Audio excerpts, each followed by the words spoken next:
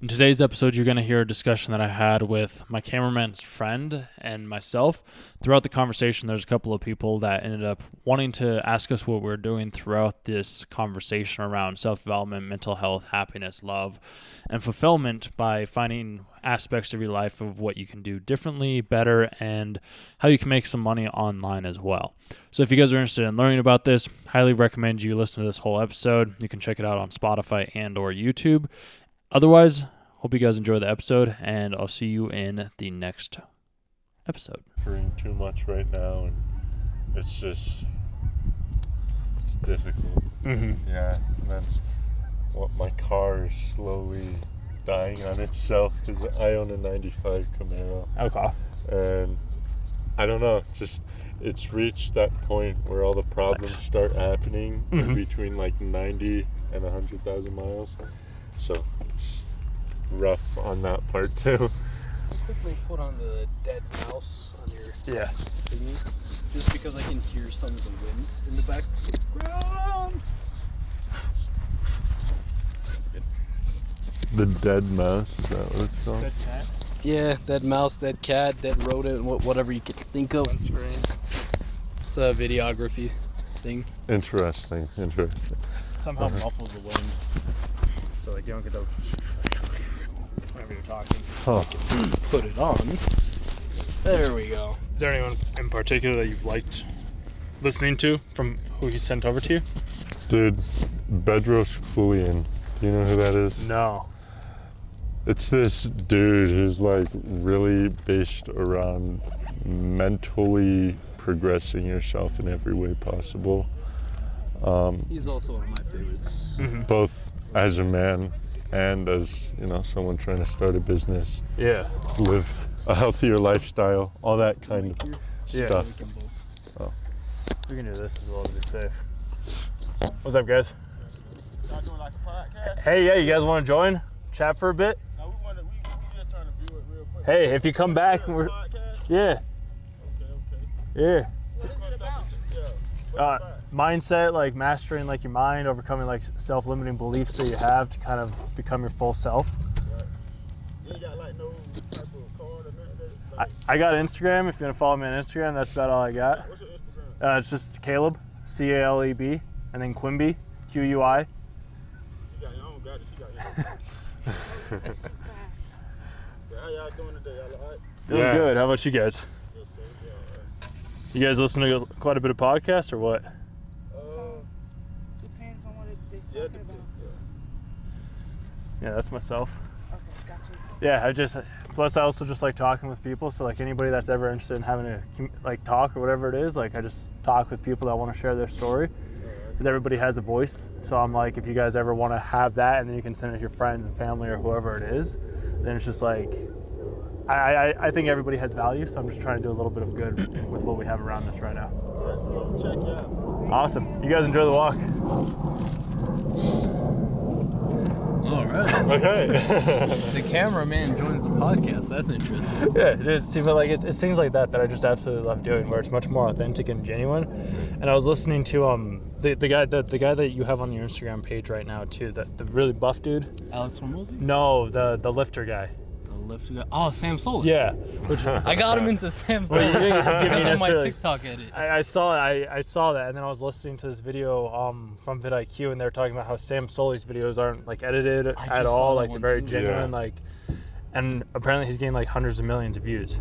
Oh, which yeah. I never I didn't understand that. It's like very minimal edits, very minimal thumbnails, and it's just growing an audience. So He's also one of my inspirations for my channel that I just started. Like, he keeps it so real and natural. That's like something a lot of people are missing right now because of how over complicated social media has become. exactly. Yeah, I even watched a Mr. Beast video today too, and his was more almost laid back a little bit. Like he was showing more emotions, which was pretty cool to see. Yeah. But like that can be the intro. I'll just have that be the intro for the podcast too. Like that's the thing, dude. Like for the podcast that I'm doing and the stuff that I'm doing, it's just posting, like just getting stuff out there. I know since Vulcan has sent you obviously some information around certain other like people that are within this like this specific area, this niche, this ocean, however you want to look at it. You said there was that one guy that was talking about mental health, right? That Yeah. was there anybody else that, like, business-wise, that was kind of influential to you in any way, shape, or form, or no? I know the answer to that one. Alex Hormozy, as Okay. he mentioned before. He's been like the main guy you've been listening to. Yeah. So I work for a lawn care company. Mhm. The season just ended, actually, so not working there anymore. But when I was allowed to just have my headphones in, do the work, and I would listen to this guy for maybe 10 hours a day, constantly, to the point where he became the voice in the back of my head. I started talking almost like him. It was ridiculous amounts, and I actually had to take a break because I started, like, not retaining the information as much. So, and then right after, he showed me Bedros Keuilian and started listening to him. But I dampened the amount in which I listened to him a ton more, because I did find that there was a point where, like, there is too much, Yeah. and it just won't be as effective at that point. Which, did you have any big takeaways from when you were listening to him then? Oh, tons. I wouldn't I even bet know he where to does. start. I'd say with Bedros, I got more applying to me. Alex Hormozy is more business based, so that's going to be applying more when I, officially start growing a business. But Bedros Keuilian, he mainly focuses on just improving your mind, building it, and creating this mental fortitude that is tons harder to be broken than the average person's today. And that applies to me ton more, especially as a teenager, surrounded by social media and whatnot. It's just it comes in use, the advice he gives. Is there anything in particular that you've implemented yourself then? I'd say so. I did fall off a bit, and I gotta get back on track. But one of the things he talks about is just the pure overstimulation of humanity nowadays. How we're constantly just taking in information left, right, and it's too much for the human brain to really handle, and so much influence from outside. Like, in an everyday basis, you don't meet as many people as you effectively learn from on social medias and whatnot. You hear from, they're telling you, oh, you should think like this, and your life will get better, and just taking in that much information, it can be really bad for your brain, just when trying to learn and really maintain, I guess, a good schedule with learning things, pretty much. I don't really know how I'm trying to say it, but it really messes with the human mind, ultimately. And it's hard because there's a lot of, like, information out there that says, oh, you should do it this way, you should do it that way. And it's just like, well, that may work for you, it's just it might not work for me. Yeah. And that's why it's like I always tried lots of different things. Like, I tried certain types of meditation, different apps to help with my mentalness, a lot of different types of journaling. I tried typing, I tried writing, I'd make videos, like, I'd just do other types to overcome that mentalness. But I also didn't have it as hard as I think both of you guys do, because, like, you have TikTok and Instagram and all these shorts, and it's just, like, decreasing your attention span, and there's so much being thrown at you at one time, where it's just like, what is the one thing that I want to focus on? And figuring out that one thing is probably the best thing, because it might not even be worth you, because, like, maybe you aren't supposed to build a business. Maybe what you're more supposed to do is figure out the mental aspect of it, and then find different routes from there. I think too often, like, when I've listened to, like, Gary Vee, Alex Hormozy, like Russell Brunson, it's like, okay, I need to be the person that's building the business itself. I need to be the one that's filming, editing, doing the audio, like doing everything on my own, where it's like I've kind of shifted my thinking to be like, well, I can have other people such as like Vulcan come along and he can do the camera work for me, which is incredible. And then there's another person where it's like, well, he can do the editing for me on Discord because he prefers doing the editing, so I can come out and do the content such as this. So it's almost trying to figure out like what that one thing is that you truly want to do. Like what's the thing that makes you feel alive every single day and not drained and physically like exhausted at the end of it, and then go more into that. Because finding that thing and it takes time, it takes trial and error, and that's why I do the things that I do. And that's why if we go somewhere and we can find somebody to talk to or whatever it may be, is that's where I find my energy. It's like I'll go out and I'll just talk with people, like the people that walked up, like I'll just start a conversation like that no matter where I go. So it's like if you can figure out like what that thing is that you enjoy doing each and every single day, and then going into that, like it'll help accelerate you in ways that you probably won't even see at first, but it'll just be like this and this and this, and then things will just kind of start to fall into place, which is kind of odd because like Vulcan, he wanted to have camera work, and then him and I would just stumble upon each other. Yeah. One of the other videos that I was talking with one of my other friends, it's just like the how will always take care of itself. As long as you know what to do, everything will just kind of fall into place as it comes. Yeah. We were actually having a discussion about that on our way here. Remember? A little bit, yeah, actually. We didn't go in depth on it, but I was like, I don't, have you figured out exactly what you want to do? Yeah. Because I know you have ideas and you're testing your stuff, testing what you want to be doing. And I explained that to him, and so I told him that I'm really trying to figure out what I'm wanting to be doing. I'm trying out a lot of different things, but not trying them all out at once, because that's a point where you're too far spread out and you're not going to effectively get things done if you're doing that. And I think a big reason for that is I didn't have many goals before I met him. Mm-hmm. I was dead set on going to the military and dying at war. I didn't know what I was going to do. Then this kid comes along. I'm at work one day, working for True Green, and he texts me, he's like, hey, do you want to start a business with me? And I was like, I think I'm going to get back on you on that. And then something happened during that day. I think a customer was just being really rude. I was just kind of fed up, and I was like, you know what? I'm tired of this. Let's do this. Let's start it. We're still working on it. we're what still matters getting is there. we've made it conscious Yeah. that we're going to work to be better. And I don't think it was even like, let's start a business. It was like, we need to get rich. We need to be successful. Yeah. Which I'll challenge you guys on that, because I had that same mentality where it's like I need to be rich, I need to be successful, and I thought it's like, okay, this is gonna fix everything. It's like, okay, I'll make the $10,000, I'll make the $50,000, which I haven't made that quite yet per month, but it's like I made $10,000 a month, and I was like, I went back and I binge watched Suits for like 3 months. Like that's all I did. I was like, what am I doing right now? I almost fell into that same. It was trap so with bad. Suits. It was like I got addicted. I went back into my old habits. And I was like, there's no fulfillment there. Yeah. Like the money's just a byproduct. Like whatever you do, as long as you enjoy it, the money will just kind of come if you provide enough value, is kind of what I've come to realize. Absolutely. Because like success is just, as Neil Nightingale defines it, he says it's somebody that's successful is somebody that's working towards a worthy ideal. So whatever that worthy ideal is, that could be having a family, that could be running a business, that could be providing value, doing a podcast, YouTube, videography work, working at the gym. Like that can be defined as being a success. Everybody has a different definition of success. Like all three of us, I would say, probably have the same mentality of what we want out of life, more or less, like the freedom not to have to worry about having any sort of income, so that we can just do what we want to do every single day. And it does take a lot of trial and error, because I've been in the same shoes. Like I tried FBA, I tried Amazon, I tried everything under the sun that you can think of to be able to make money. Like whereas like get rich quick, whatever it may be.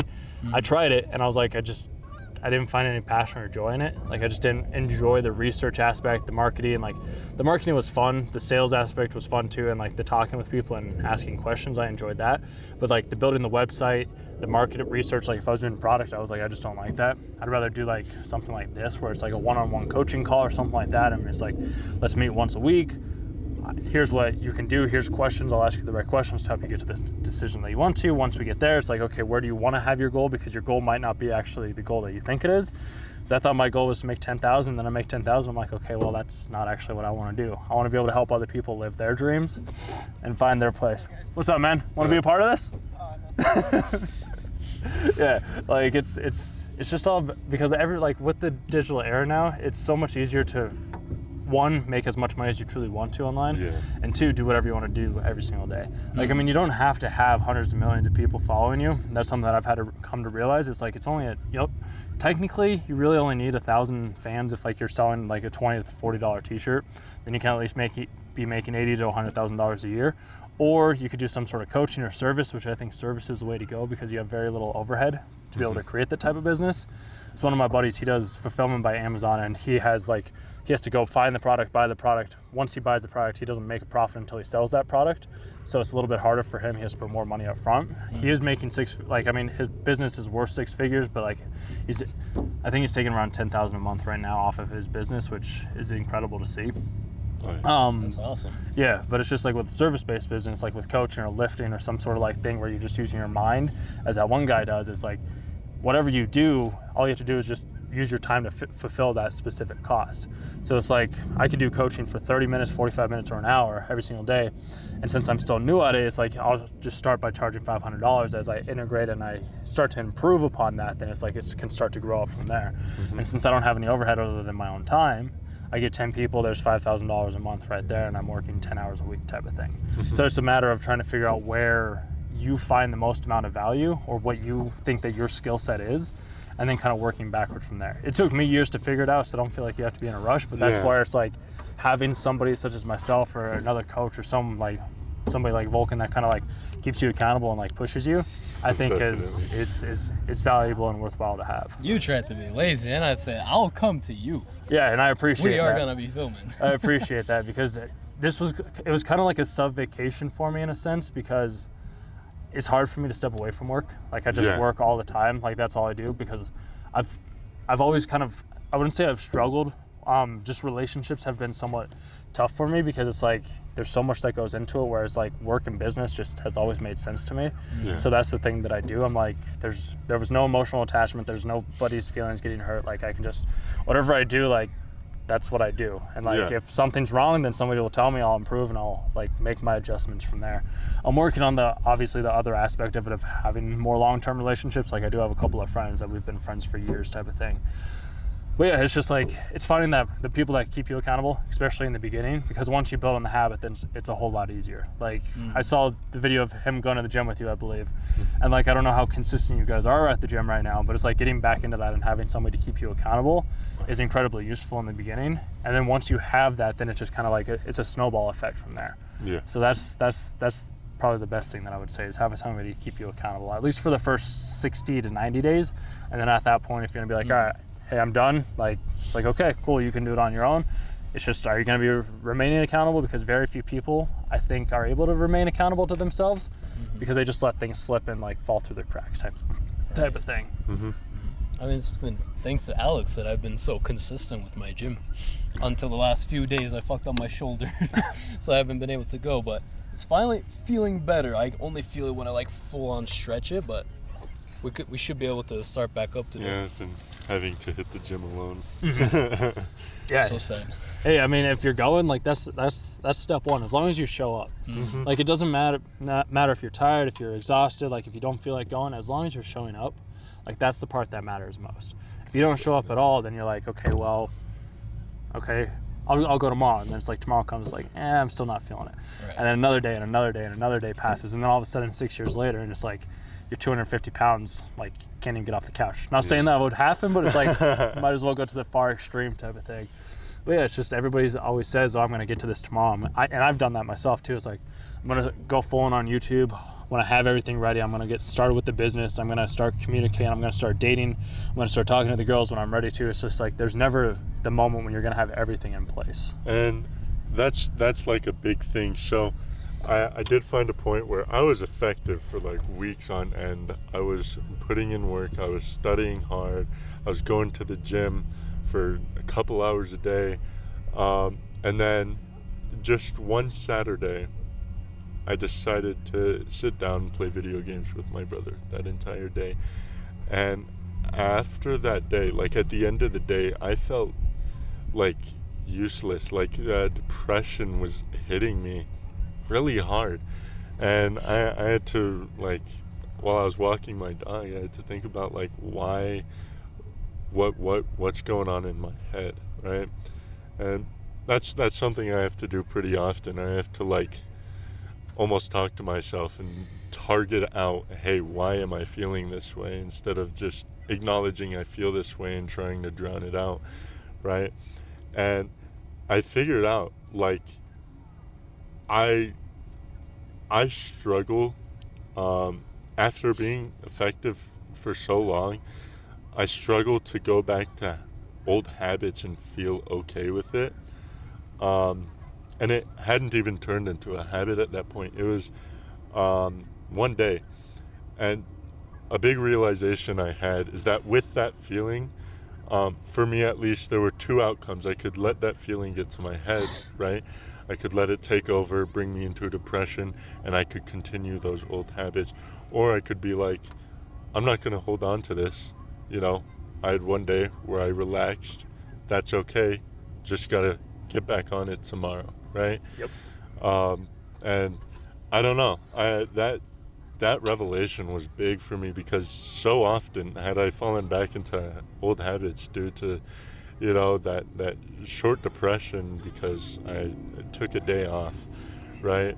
And I don't know, I feel like a lot of people haven't figured out about themselves that depression isn't everything there is after, you know, you relax for a while, you know? The human mind needs a break, especially with the world we live in. Yep. And it's just, you know, you have to stay within a mental zone of consistency, even when when you're not feeling up to it at all. Yeah. Yeah.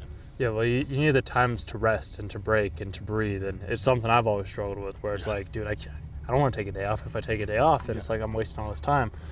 But then it's like, I started going to these like 3, 4, 5, 6 hour bike rides, and like, I wouldn't listen to my phone. I would for like the first half or so, like I listened to a book for maybe an hour and a half or so, and then I was like, all right, I don't need this, and I just ride. Like I didn't know where I was. I didn't know where I was going. I was just like, I just got on the bike, quiet, just peace of mind type of thing. And that kind of helped me realize it's like we need those moments where whatever we're doing isn't the main thing. Like it's time for us to kind of relax, process those emotions, process the feelings, the ideas that we had. Because as you were saying, like when you listen to Alex Hormozi for 10 hours straight, like you're not really learning anything. Yeah. Like you are, it's just not in the same way. And that's the problem with like Instagram and TikTok, because like you swipe. You don't have time to process that information. Like you just go on to the next thing and the next thing and the next thing. So finding the thing that like allows you to breathe and take that break is almost more valuable than the work itself.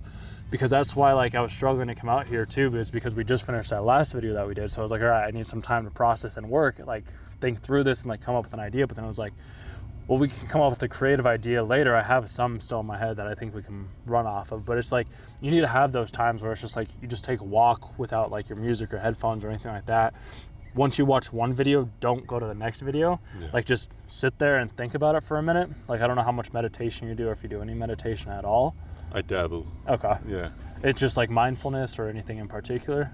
I kind of, every now and then, I'd say like every other day or so, I just take time to sit alone at a quiet place. Whether I'll bring my dog pretty often on walks, and I like to go at night. It's so much more quiet, and I'll go sit at like a park nearby my house and just think. I won't listen to music. I'll just sit there, really let emotions kind of settle, process, just because throughout the day, you know, lawn care, physically demanding job, and then I'd hit the gym. I'd be trying to retain information all day, and with all that going on, that 10, 20, 30 minutes where I just got to sit there in complete silence, it pretty much recharged me at the end of every day. It was amazing, really. It's really worked for me, at least. Yeah, I'm right there with you. Meditation has always helped me out. in more ways than I could ever consider. And I was telling this to Vulcan the other day, because most people, like, they'll have the internal dialogue or they'll see pictures or something like that. 90% of the time throughout the day, like, my mind is just blank. Like, there's nothing. Like, there's no noise, there's no pictures, there's nothing. Yeah. And then there's maybe like 10% where there's an image or there's a thought or whatever it may be. And I don't know if that's due to the massive amounts of meditation, but I also think that's just how I always have been, to where my mind's just always been pretty quiet. And I just kind of had to almost speak out loud for things to, like, kind of actually make sense in a sense. And that's why, like, I've always done like videos or vlogs or like podcasts, because then I can listen back to what I was saying. It's like, oh, okay, that makes sense. But it's just like, you need those moments where you are staying alone and, like, you have that quiet, because if not, like, our world's so noisy nowadays, and, like, just going outside and, like, staying in nature, just getting somewhere where it's quiet and peaceful and you can be alone for 10-20 minutes, whatever it is, it's been a game changer for me. And it almost sounds like it's kind of helped you out a lot as well too then. Oh yeah, most definitely. And I'd say I figured that out kind of around COVID. So during that period, I was still in school, but it was online, so I was stuck at home with my family.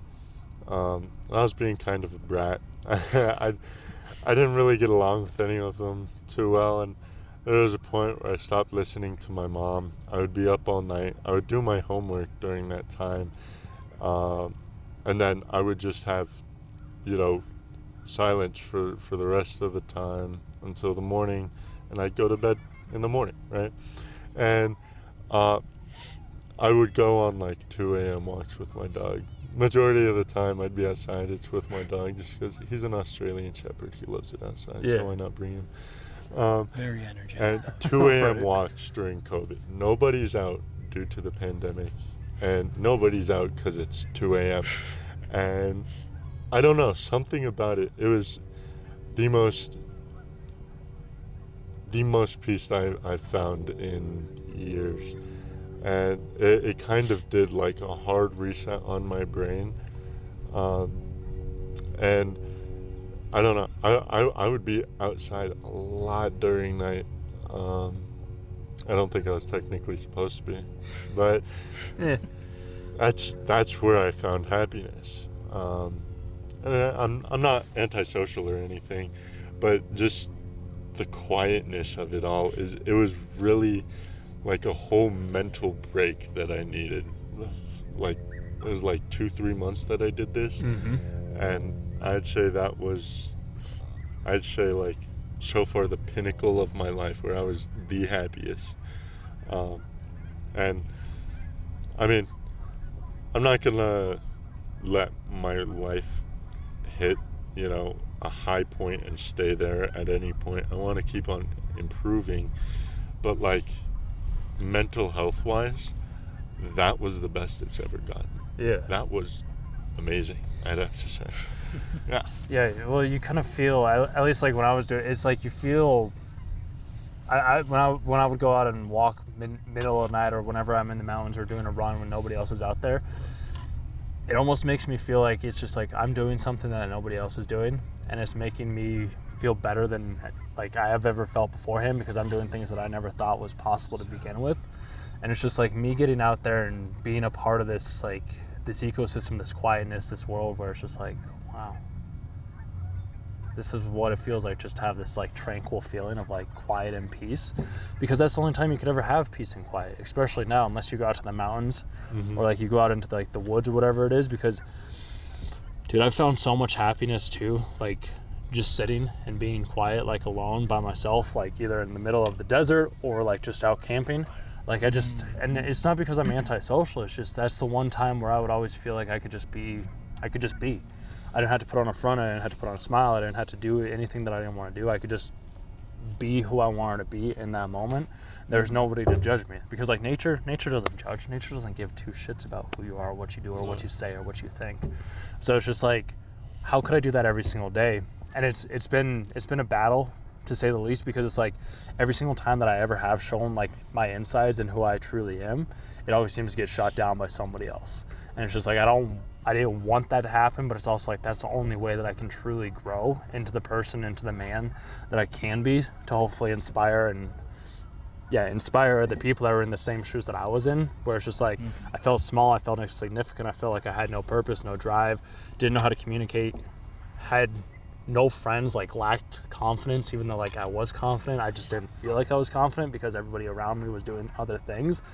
But then like I shifted it where it's just like, how many people do I know that like will go up and approach a stranger? How many people do I know that will go up and to a girl at a bar and just like start up a conversation, flirt with her, take her home, whatever it may be? How many people do I know that will go out into the middle of the woods and like hike up a mountain and go up there and meditate for 2 hours or whatever it is, walk back down and call it good? Like, there's a very, very small minority of people that will do those types of things. Yeah. And being one of those people in that minority group, I always thought it's like, well, it's going to intimidate other people, because whenever I did do those things, it intimidated people and they would shut down and they would feel small, or they'd try to make me feel small because they weren't comfortable with themselves by doing those things by themselves. So I don't think there's anything wrong with doing things by yourself. I've always done it. Like, that's where I found the most amount of growth, and I think more people would find that same amount of growth if they were able to spend more time alone. If it's walking the dog at 2 a.m., if it's being on a mountain, if it's meditating, if it's just going for a walk without having like music or noise or something like that. I do genuinely believe that would solve a lot of the problems that we have nowadays. It's just I don't think a lot of people want to look at themselves in the mirror, because I didn't want to look at myself for the longest time. Like I've always kind of forced myself to look at myself. It's just like, all right, what are we doing? How are we doing this? Where are we going? And I just kind of build it back from there. But it's just like, there's been other times where it's like, I won't want to look at myself because I did something that was shameful or whatever it was, and then it makes me feel small and insignificant again, and I'm like, I don't want to feel like this anymore. So then I go to the screen, or I go to the pornography, I go to like some sort of social media that like makes those emotions suppress, and then it's like, okay, I feel numb, so well, I'm good. And it's like, well, no, let's feel everything that I need to, and then we can kind of move forward from there. So yeah. And I'd say, along with the factor of feeling emotions, I feel like a big one that people tend to forget to feel is kindness. A lot of people, especially nowadays, are rude to kind of, I guess, cover up or hide some type of emotion, or from experiences in the past, they've been hurt due to them being kind, right? And so now they feel the need to be, put up a wall, put up a defense in order to protect their feelings, so they get rude or disrespectful. And it's a big thing I figured out, because I was that person for the longest time, and I lost tons of friends due to it. I lost some great people, people that I can't go back and apologize to. They wouldn't accept it, because I had this wall up. And I feel like a lot of people don't realize that in order to truly, go through the process of feeling your emotions, you have to be kind no matter the condition. And, it's very, very difficult. It's not easy at all to kind of minimalize anger or hatred in every way that you can. It's so commonly shown to be like kind of this badass thing to want to hurt people in one way or another. And I've found that no matter the conditions, showing kindness it's helped me grow mentally in such a significant way I didn't think possible. Like, I thought I was gonna have to have this defense up my entire life. I was just gonna be seen as an asshole who didn't really care about people, what they thought, or what they felt. And I thought I was like the most badass person around, right? I had this ego, and ego is a killer. That one can do some damage, and I think stifling the ego, having to shove it back in the hole where it came from, is a big piece of mental healing and just self-improvement in general. Yeah. Yeah, the ego's, it's tough, because I I don't think I've ever. So like, there's this theory in Eastern philosophy or psychology, where there's like 3 different levels. So like, there's the intellect, there's the ego, and then there's the emotional level. And like 3 of them, like depending on your stats, and the guy that I listened to that kind of explained it to me, like since I like video games, I'll kind of use like video game terms, is like there's certain levels. Like your intellect could be very powerful, your ego could be very powerful, or your emotions could be very powerful. Whichever one has the highest level is going to be the one that's going to beat down the other one and be like, hey, you're insignificant, you don't matter. So like if the ego is the big one, then the ego is always going to be the one where it's like, hey, yeah, you feel this bad, like you feel bad about this, well, too bad, like if my ego is too big, so I'm just going to be like, yeah, fuck 'em type of thing. It's not my problem. Exactly. That. But then if it's like your intellect's too big, then the intellect is going to outbeat the ego and the emotions. So instead of you feeling things, you're just going to be like, well, I'll just intellectualize this thing instead.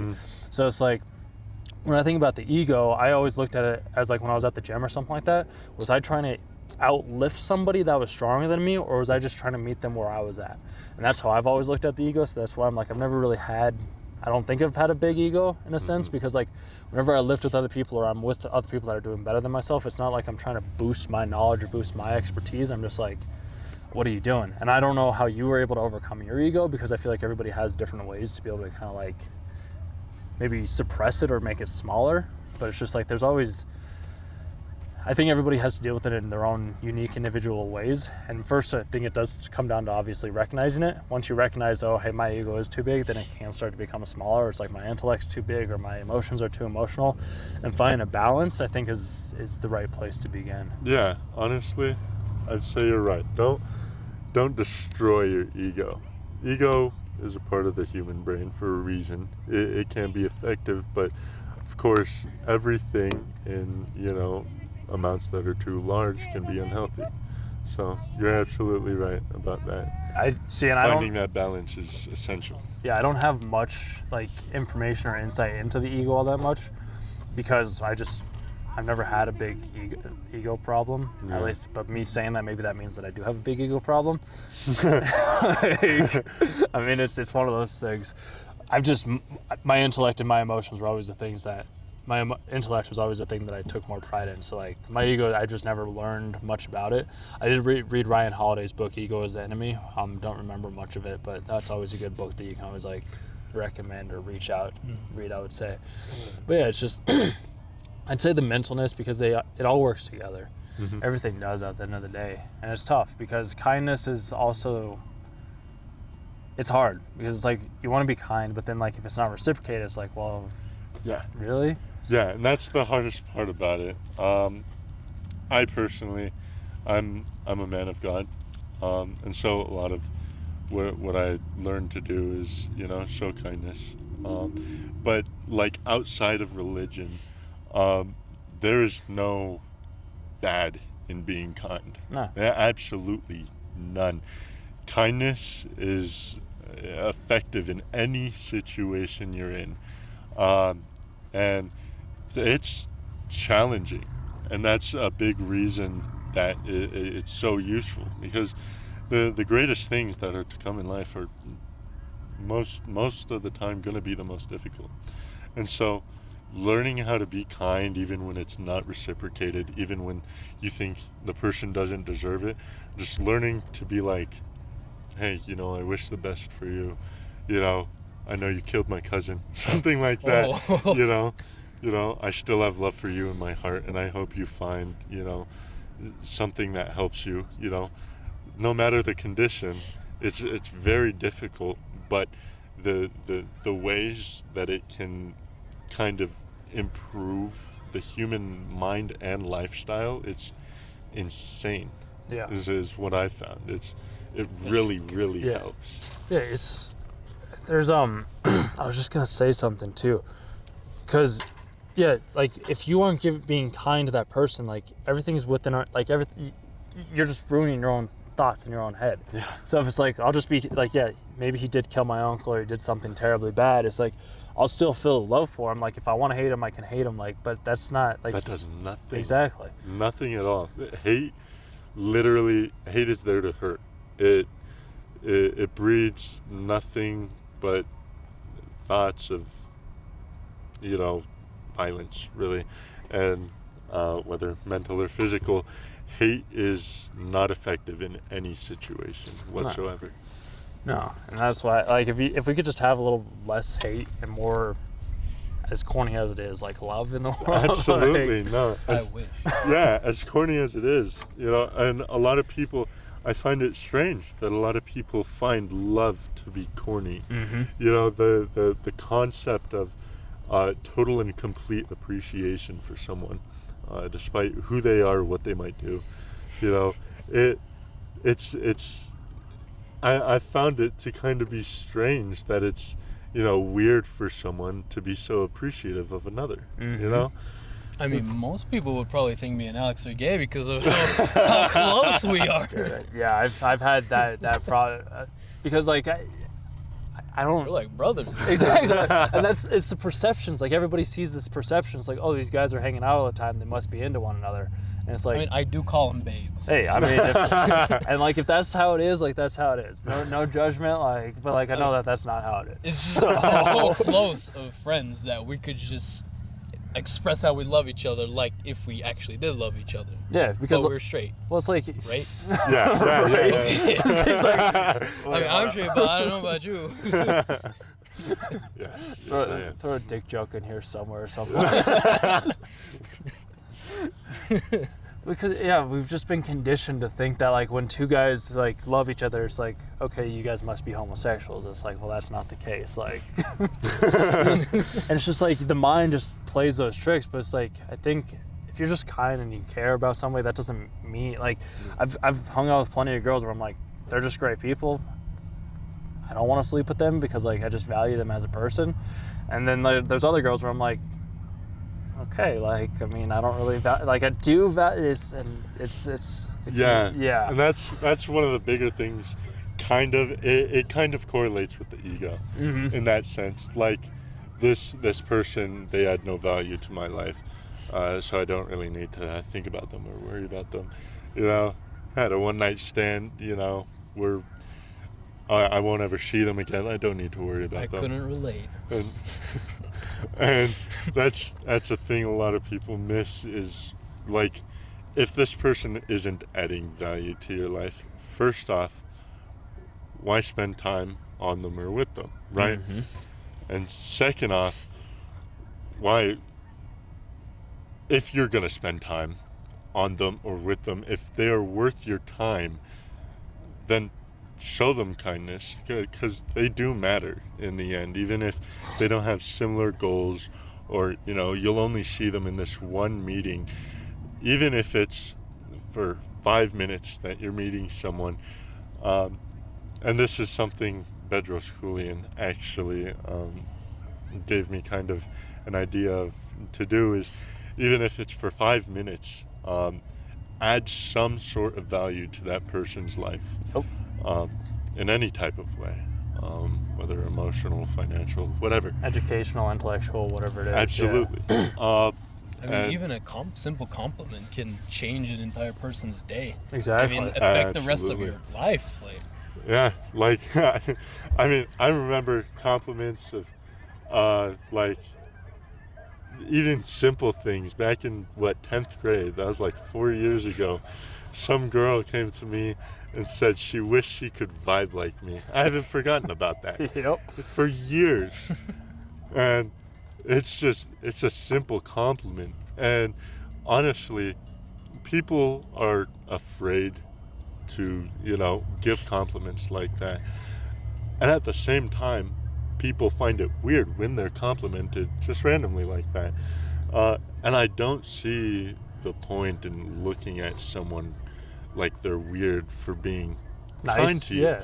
Yeah. Like, I don't know if I can talk about that. I won't talk about that. That's okay. and I have an input. Like, I'll save you. I mean, even in the Quran, it says if you can't help someone physically, and like if you're in a bad situation yourself, just a simple smile is enough. Exactly. Like that's still genuinely helping someone. Like just a smile. Yep. Even in the book I was reading, how to Win friends make- and influence make people. friends and influence Yeah. people. I just finished the part where it talks about how important smiling is. Yeah. And that just like doubled that belief. Like just a simple smile. Like Yeah. That's all it takes to genuinely give someone value. Not everybody's gonna recognize it. Like, there's been plenty of people where I'll be walking around, I'll give somebody a head nod or a wave or a smile, straight face, nothing. I'm like, Yeah. okay, like that's cool. But then there's other people where it's like they smile back, they give a head nod, like they acknowledge, and I'm like, I've come to realize, like, I can't determine what somebody else is thinking or saying or whatever it is. Like, what I think and the things that I'm doing, is it right? I believe it to be. Yeah. And if not, I hope somebody will come up and be like, hey, what you're doing, like, it made me feel this way, or I think that you shouldn't approach it in this way. And I'd hope that I have built a community of people that are willing to speak up and tell me, like, hey, you're dead wrong on this. And then I'll go back and I'll reflect and be like, okay, yeah, I can see where you're coming from. Just, I was also watching a movie, Hacksaw Ridge the other night. Along with The Impossibles was another movie that I watched a while ago, and they were both man of God too. And they put it was in wartime, and the reason that they were able to survive the extreme conditions that they were in was because they had that faith, they had that belief in God. And having that it's like, it brings almost a certain level of freedom and I guess peace of mind, because like, if you don't have that faith or you don't have that trust, you don't have that kindness to yourself, to God, to something else, it's like, well, then what? Like, what are you left with at that point? And I feel like you're not really left with much other than like your own sorrow, your own grief, your own loneliness. NPCs, yeah. Hey, I mean, everybody, like, there's a guy that I was talking to, and I think it was a quote from Shakespeare that was telling me, he's like, everybody's a side character in your own story, but then too many people are NPCs, I feel like, nowadays, and completely off topic, but yeah, it's just I think everyone just has an NPC phase at some point in their life. Some people, they never come out of it, but some people can reflect and see that NPC phase and like, I don't want to live that way. Mm-hmm. Like, if you remember my video, that's the main part I focused on. Like, I saw my life 6 months ago. I didn't want to live that way, so I decided to go for the change. Yeah. Like, even before then. Love it. That was awesome. That was awesome. But even before then, most of my middle school and high school years, I was so depressed. The only thing I could do for about 5 years was wake up, play video games, go to sleep. And that 5 years straight, that's 5 years out of my life. Yeah. That's just gone. Like, my most fun years when I was a child. Well, I'm never going to get those back, but it was thanks to that I was able to wake up from like this dreamy state that I just hated.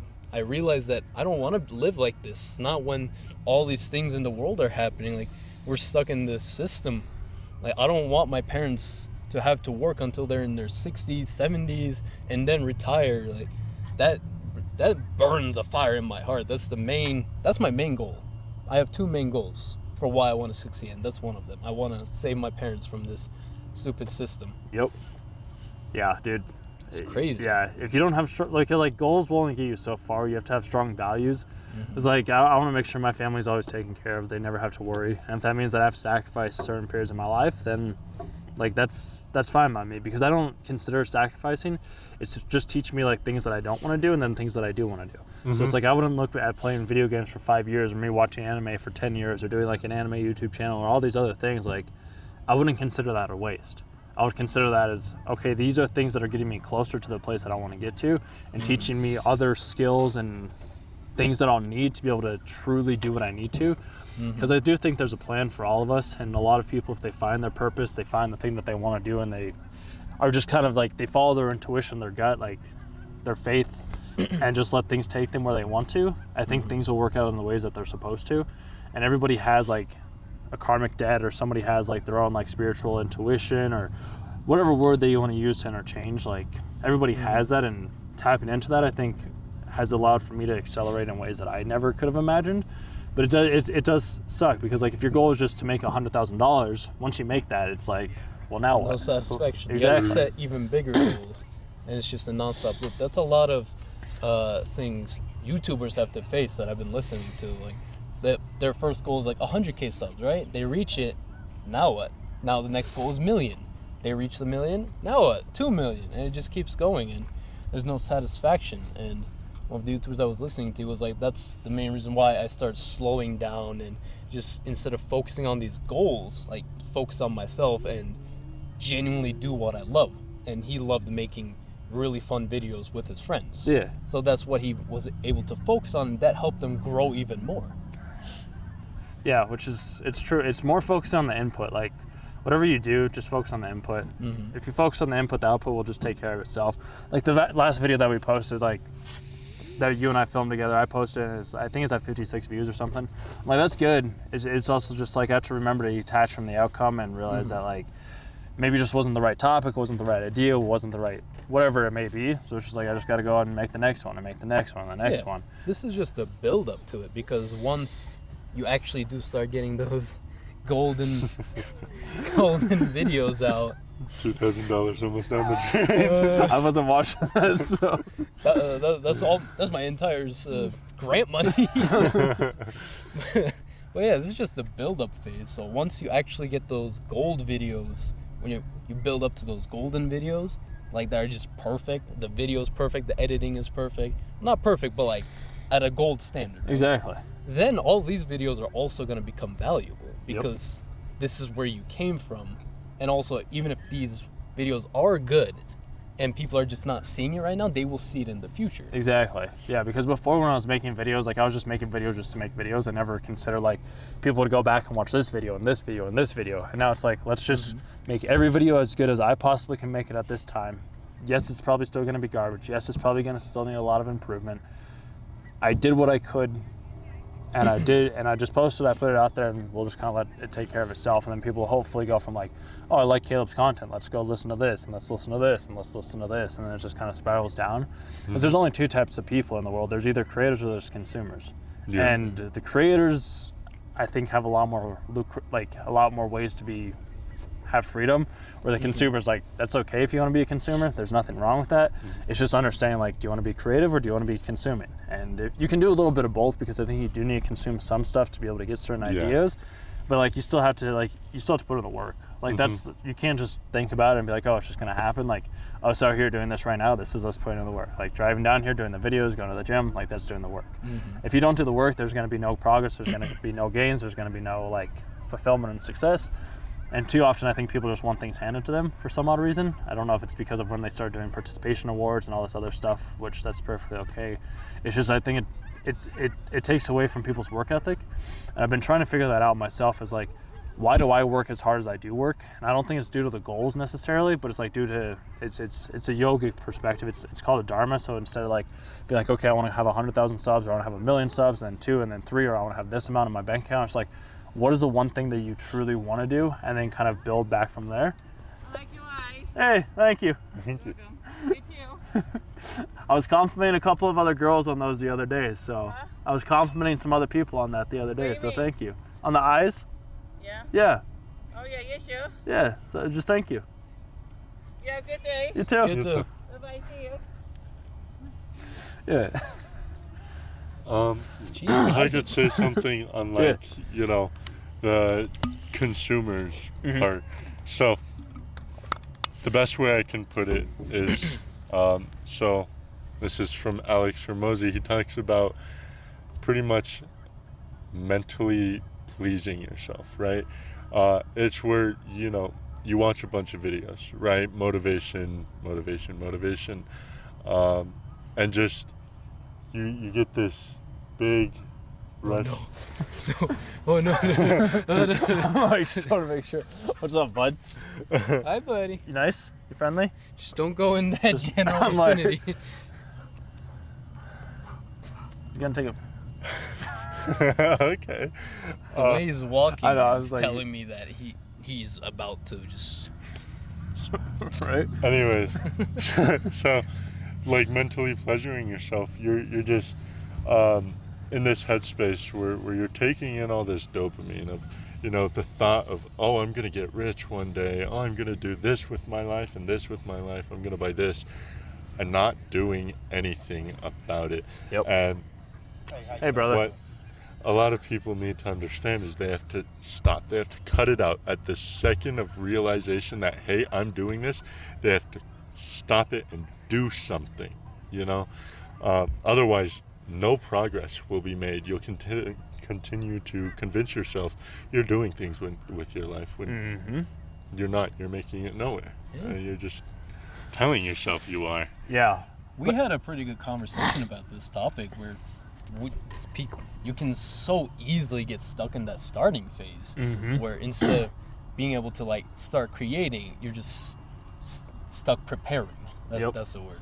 Well, you get afraid because it's like, well, what happens like if this doesn't do well? People are going to judge me for my content or my videos, and it's like I would always go down this rut of like, well, what are people going to think when I start posting these types of videos, or what are people going to say? And it's just like I was saying earlier, I can't worry about that. Like that's on them. Do I like it? Yes. Okay.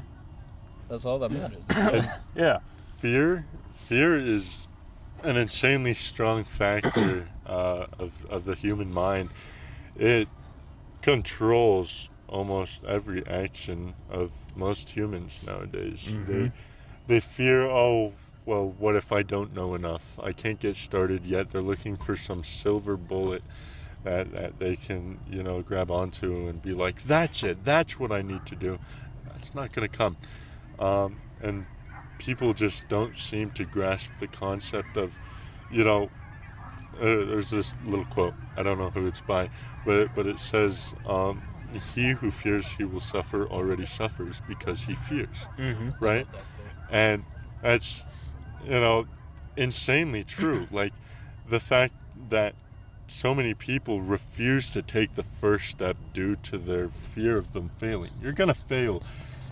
The part that matters is whether you let that failure determine the rest of the progress you make, or if you let that fear, be a lesson, and help you grow and move past that.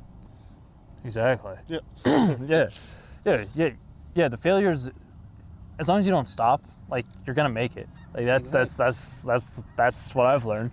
I always like use like walks or hikes. It's like if I'm gonna be climbing the mountain over there or something like that, as long as I don't stop walking, I'll make it. Yeah, and I'll make it to the top. And it's not. I don't even consider it failure either, because it's like it's a learning experience. It's a journey. And like the fear is terrifying. It's just like I went and watched Harry Potter. We still good? Yeah. I went and watched Harry Potter at the Alamo a couple months ago, and I was like, Harry didn't fear Voldemort. Like he looked at him dead in the eyes, jumped off the cliff with him, and was like, "Hey, we're going in this one way or another." Exactly. When everybody else was fearing him, Harry was like, "No, I'm going to be the one that stands up." So Fuck I'm like, you, Voldemort. if everybody's afraid, I might as well be the one that decides to stand up and be like, "Hey, this is what we're doing. This is what's happening." And Let's do this. Yeah, exactly. Fear will always petrify me, but I'd rather not be looking Medusa in the eyes and continue to move forward and start taking those steps to get to the top. Yeah. I mean, I would say it as there's so much going on in the human mind, but if you know how to use it, everything is a tool for you. Like fear, if you can use it, it's a great motivator. Like it pushes you. Like anxiety, depression, these are all tools that the mind creates for us. Yeah. Like everything. Another good little quote. It goes something like, courage is not the absence of fear. Courage is the will to move forward despite fear. And so a lot of people, I think, what I hear talked about a lot is you kind of have to put your back against a wall mentally. Like make it so there is no other way out except this one. If you really want to get something done and you don't know how else to go about it, make it the only option. Yep. Yep. Burn the boats. Tony Robbins exactly. said that. Like if you wanna get off that, like burn the boats, you'll figure it out. Like, Yeah. It's petrified. It's terrifying. Oh, Because like definitely. one of my buddies, I love him to death. he can't be the person that has his back up against the wall. Like he has to have everything like in place before he's able to move forward. Mm-hmm. Where I'm like, my back's against the wall. I'll figure it out. I'll start walking. Like whatever happens, it takes. happens. Yeah. And that's kind of how it is with me right now. My back is against the wall with my living situation. I'm going to have to be moved out by next May, right? Out of my mom's house, This unfortunately. The next This May. occurring May. Sure. So 2024. Yes. Yeah, this May. May. I mean, it kind of this. Well, this next May's happening. May. Yeah, That is the occur- May that yeah. is happening next year. I mean, I see when someone says like the next May or like the next something, I see it as like the one after this one that's upcoming. Yeah, I'd see it more like as like this May. Like when he says this May, I think 2023 May, not 20. Like Yeah, next May would be like 2024 it's still May. the same year, therefore this May is Ah. that Yeah. year. Yeah. Okay, either way, It's a different way of looking at it. 2024 maybe. so Yeah. in my head, like I really don't want to end up moving back into my mom's house once I'm out. It's a bit of a situation. Yeah. Maybe a little bit of ego in there too. That's Or like pride or whatever. Yeah. for you, Yeah, that's accepting defeat, right? Yes, That too, it's yeah. turning back, and I don't want to do that. I am willing to live in a 90s Camaro for months on end if that's what it takes. But I am. Hey, Alex Hormozy lived in his gym just so he didn't have to go back to his dad's Like, house. he's got a gym. I've got like Okay. 4 feet of space. Hey, I Not mean, you even can buy a 4 feet. warehouse or a garage or something like that. Like Yeah, sell a car, start a service-based business, Yeah. around mental health of some If sort. you have to. yeah, and that's the thing. Like I'm, by a big reason I'm like I can't move back into my mom's house is so that my back is up against the wall. Yep. I've got no other option except success. Yep. I've done the same thing. Like I quit my job, saved up enough money to be able to do this for a year, Mhm. and I'm like, I can always go back and get a job. Like I've had a couple of insurance people will be like, hey, they reached out and like, hey, you want to interview? Like, and I was like, all right, sure, whatever. Like, I'll talk with you guys. And then, but it's like I don't want to have to go live back at home with my mom or my dad. Love them both to death, but I'm just like I got to be my own person. I got to be my own man. I can't be relying on them. And I wouldn't consider it reliancy, but it's also like it would hurt the pride after a certain while. And I'd be like, well, I'd rather live out of my car than have to go back here and do my own thing. It's just part of it. I do believe that, like, as men, there is an essential amount of pride that we need in order to be men. And so, with that, you know, it can include, you know, I can't be dependent on people, you know. I might be able to, like, trust them with things or ask them for things, but I can't depend on these people.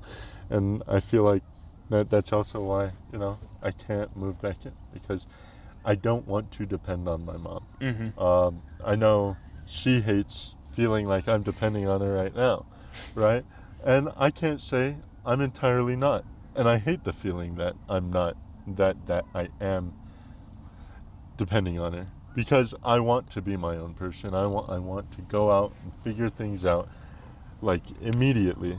But this guy needs to figure out his financial situation so we can move in together. Otherwise, I am homeless. That's just gonna suck for longer. So I might as well stay at mom's till May. So, here, if we do, you guys want to call it right here with this on this one, or you want to keep chatting?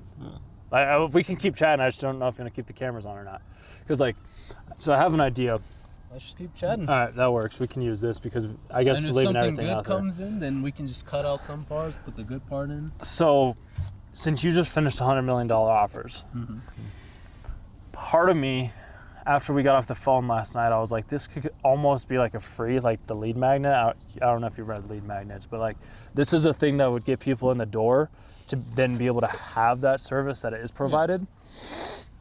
Because I was thinking about that when you were talking about how you were saying you were having money issues and problems. And like the thought that popped in my head, I was like, it's super, like, it's easy if you do the work to be able to make $10,000 a month. Like that's Yeah. it's simple. Like if you know the systems, you know the rules, you know how to provide value to the right people. Like It's hard, but it's simple. Yeah. That's what I've learned so far. so I wouldn't say it's hard. It's just finding the right audience, finding Yeah. the right person. That's it. Like as long as you find the right person that has the right amount of money, and that was why one of the ideas for the video that I had today was like going downtown or something like that and be like, all right, let's see who can make the most amount of money, like going into businesses or whatever it be, and be like, hey, let's, because I don't know how your guys' sales skills is or anything like that, but I was like, that would get you A out. little bit of experience. A little bit. But like that's where I could kind I of come sold and him on being my business hey, partner. which that's like Yeah, that's that's something. With one sentence, I was like, we're gonna be successful. And he was like, you know what? Yeah, let's do it. We're gonna be successful. yeah, it just takes one. But like that was an idea that I was like, let's see who can make the most amount of money within like a 24-hour time frame or whatever it is. Because it's just like you find the service, you find the skill. Because business owners, I was talking with one of my friends of mine, and he was talking about how it's just like asking a business owner to give you $10,000 a month is like super easy. There's another guy that I was listening to where he's like he's paying people $100,000 a month just be able to help him build a software company. So it's like you find the right person, like they'll pay you whatever you need to pay. It's just that belief that we have is that there's not that much money out there. And once you break that belief of like, oh wow, it's easy. Like this one business, I called them once and they're like, okay, and they're now willing to pay 1.5% on every single payment that they have come into them each and every single like time. They're probably spending $300,000 a year, whatever it is, on their payments. So I was like, and to them, like that's nothing. Like they have that because their margins are so high. Yeah. So it's like you find the right businesses, you find the right service, then you can have as much money as you want to have. You just need the skill. Exactly. That's all there really is to it. You build the skill and you'll make the money. Yeah. So like also I would say like if you're really determined, like people can see that determination, and a lot of times even if you're like a Harvard graduate, but there's also this guy that hasn't graduated but he's super determined, he's working like 100x compared to other people, like depending on the job, he might get chosen. Exactly. Yeah, as long as you're coachable too. Yeah, and a big thing is this applies to like every aspect of life. Learn how to flip things, right? So you're putting so much work and effort into, say, a video game, right? You've got the consistency, you've got the time. You just need to learn a new skill that'll make you money. You've got the time, right? Yeah, if you were playing video games, you've clearly got the time, and you've got the consistency. You're able to play video games every day. You just need to flip that and make it effective to where it's, you learning how to sell things better, stuff like that. It's all about flipping. Same with the gym. You're sitting down to watch Family Feud every night, right? That is time and consistency. Mm-hmm. You do it every night, and you've got the time to do it. You just need to find where to flip and how to flip that into going to the gym every night. Exactly. Stuff like that. Yeah, it's kind of it's habit stacking, or finding different ways to use things that you're already doing and do them in different ways. So it's like maybe instead of like as soon as you watch Family Feud, you go to the gym, or before you can watch Family Feud, you go to the gym. Yeah. Mm-hmm. Like it's finding different ways to be able to find that time, because clearly you can be consistent and you can do those things. Yeah. But yeah, it's just like finding the service or the value that you can provide to somebody else, and knowing your audience, I think that's the easy part. And that's why it's like, I don't see you having to live in your car. I don't see that happening by any means, by any such of the means. And I feel like Vulcan will probably get his financials worked out so then you guys can move in together. Like, especially because like with this, it's like you create the landing page and it's like, hey, download our free 1 hour conversation on how to like do mental health, or like how to overcome, like how to reach your goals, or whatever it may be. And you obviously put a different fancy title around it to be able to have them want to click on it and give them their email address. Once you get their email address, then you can start to call them, reach out, because as long as you have leads and you know who you're serving and what your problem you're solving, it's a lot easier to close that. And obviously I'm still learning, so I'm still new at this. So it's like me getting on coaching and me like coming out and talking with you guys and the people that I do on Discord. The girl that I'm talking with as well too, that she just likes picking my brain a little bit. I'm like, that's practice for me when I do have actual high paying clients. Because people can ask, it's like, well, why don't you do it for free? It's like, because a lot of people won't value things that they have for free. That's what the podcast is for. Exactly. Your free value. Yeah. Like you can listen to this all you want. Like I'm hiring a coach for myself from this channel that I listen to called Healthy Gamer. Like they have a coaching program. Super intelligent guy. Love it. Like his content, the lectures that he does, it's like it's like he's speaking to me in a sense. It's weird. It doesn't make sense, but like it does. And maybe some people will get that, maybe others won't. That's perfectly okay. Hey, investing in yourself. Exactly.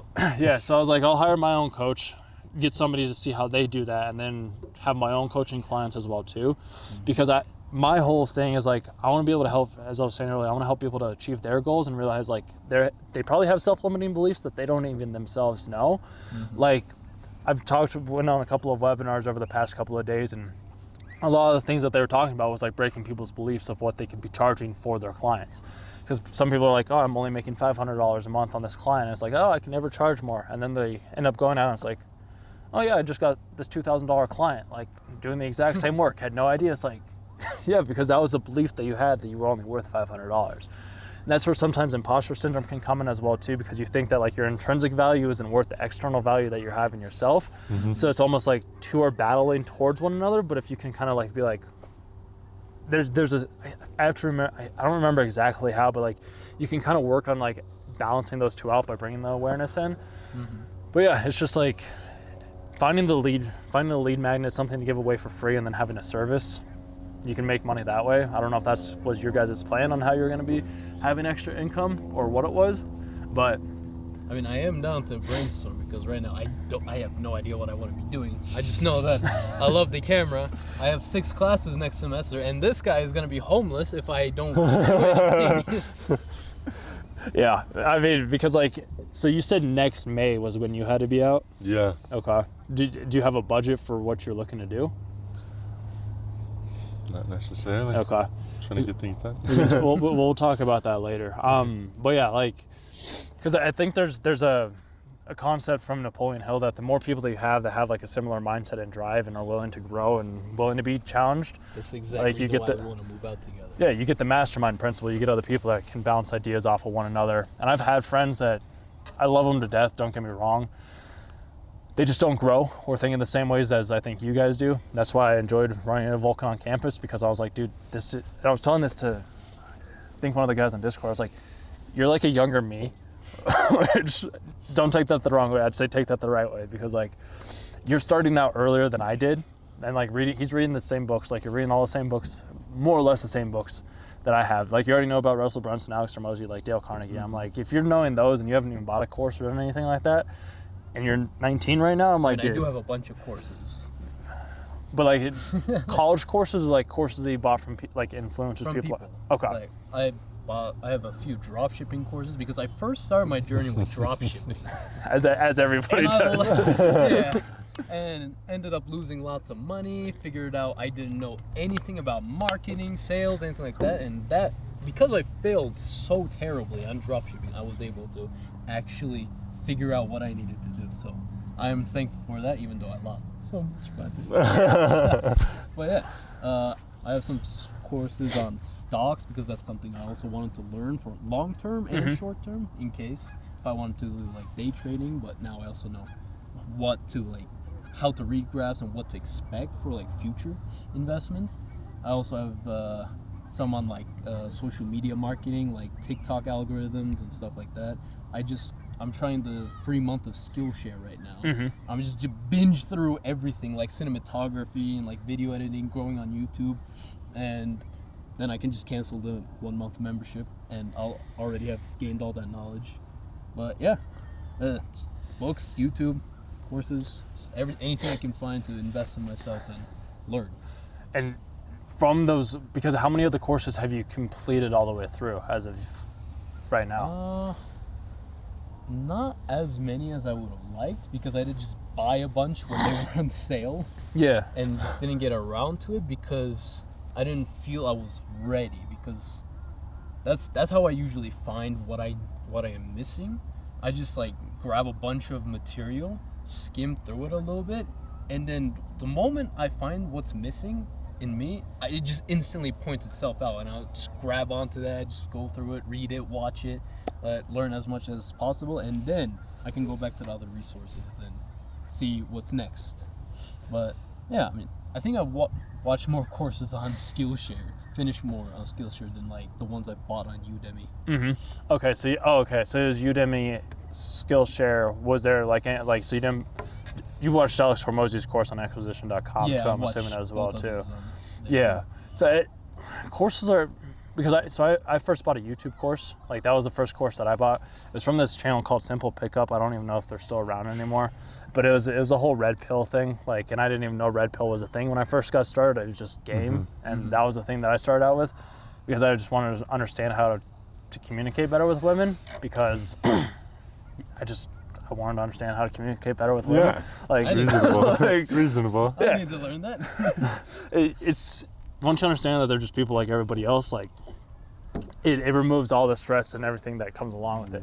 But like I spent $997 on that course. My parents, my mom, my friends, they're like, dude, no, like don't spend $1,000 on this course. Like that's a waste of money. And I was like, at the time I was like, no, this isn't a waste of money. And if I wouldn't have bought the course, I wouldn't be where I'm at right now, because that course led me down the path that I was down and I am going down. Whereas like if I wouldn't have bought the course, I probably would still be playing video games, watching anime, not knowing how to communicate, not. But then again, like I mean, if everything is like predestined, and we can get into this on another day. If it's depending on if it's free will or determinism, it's just like you can have one or the other.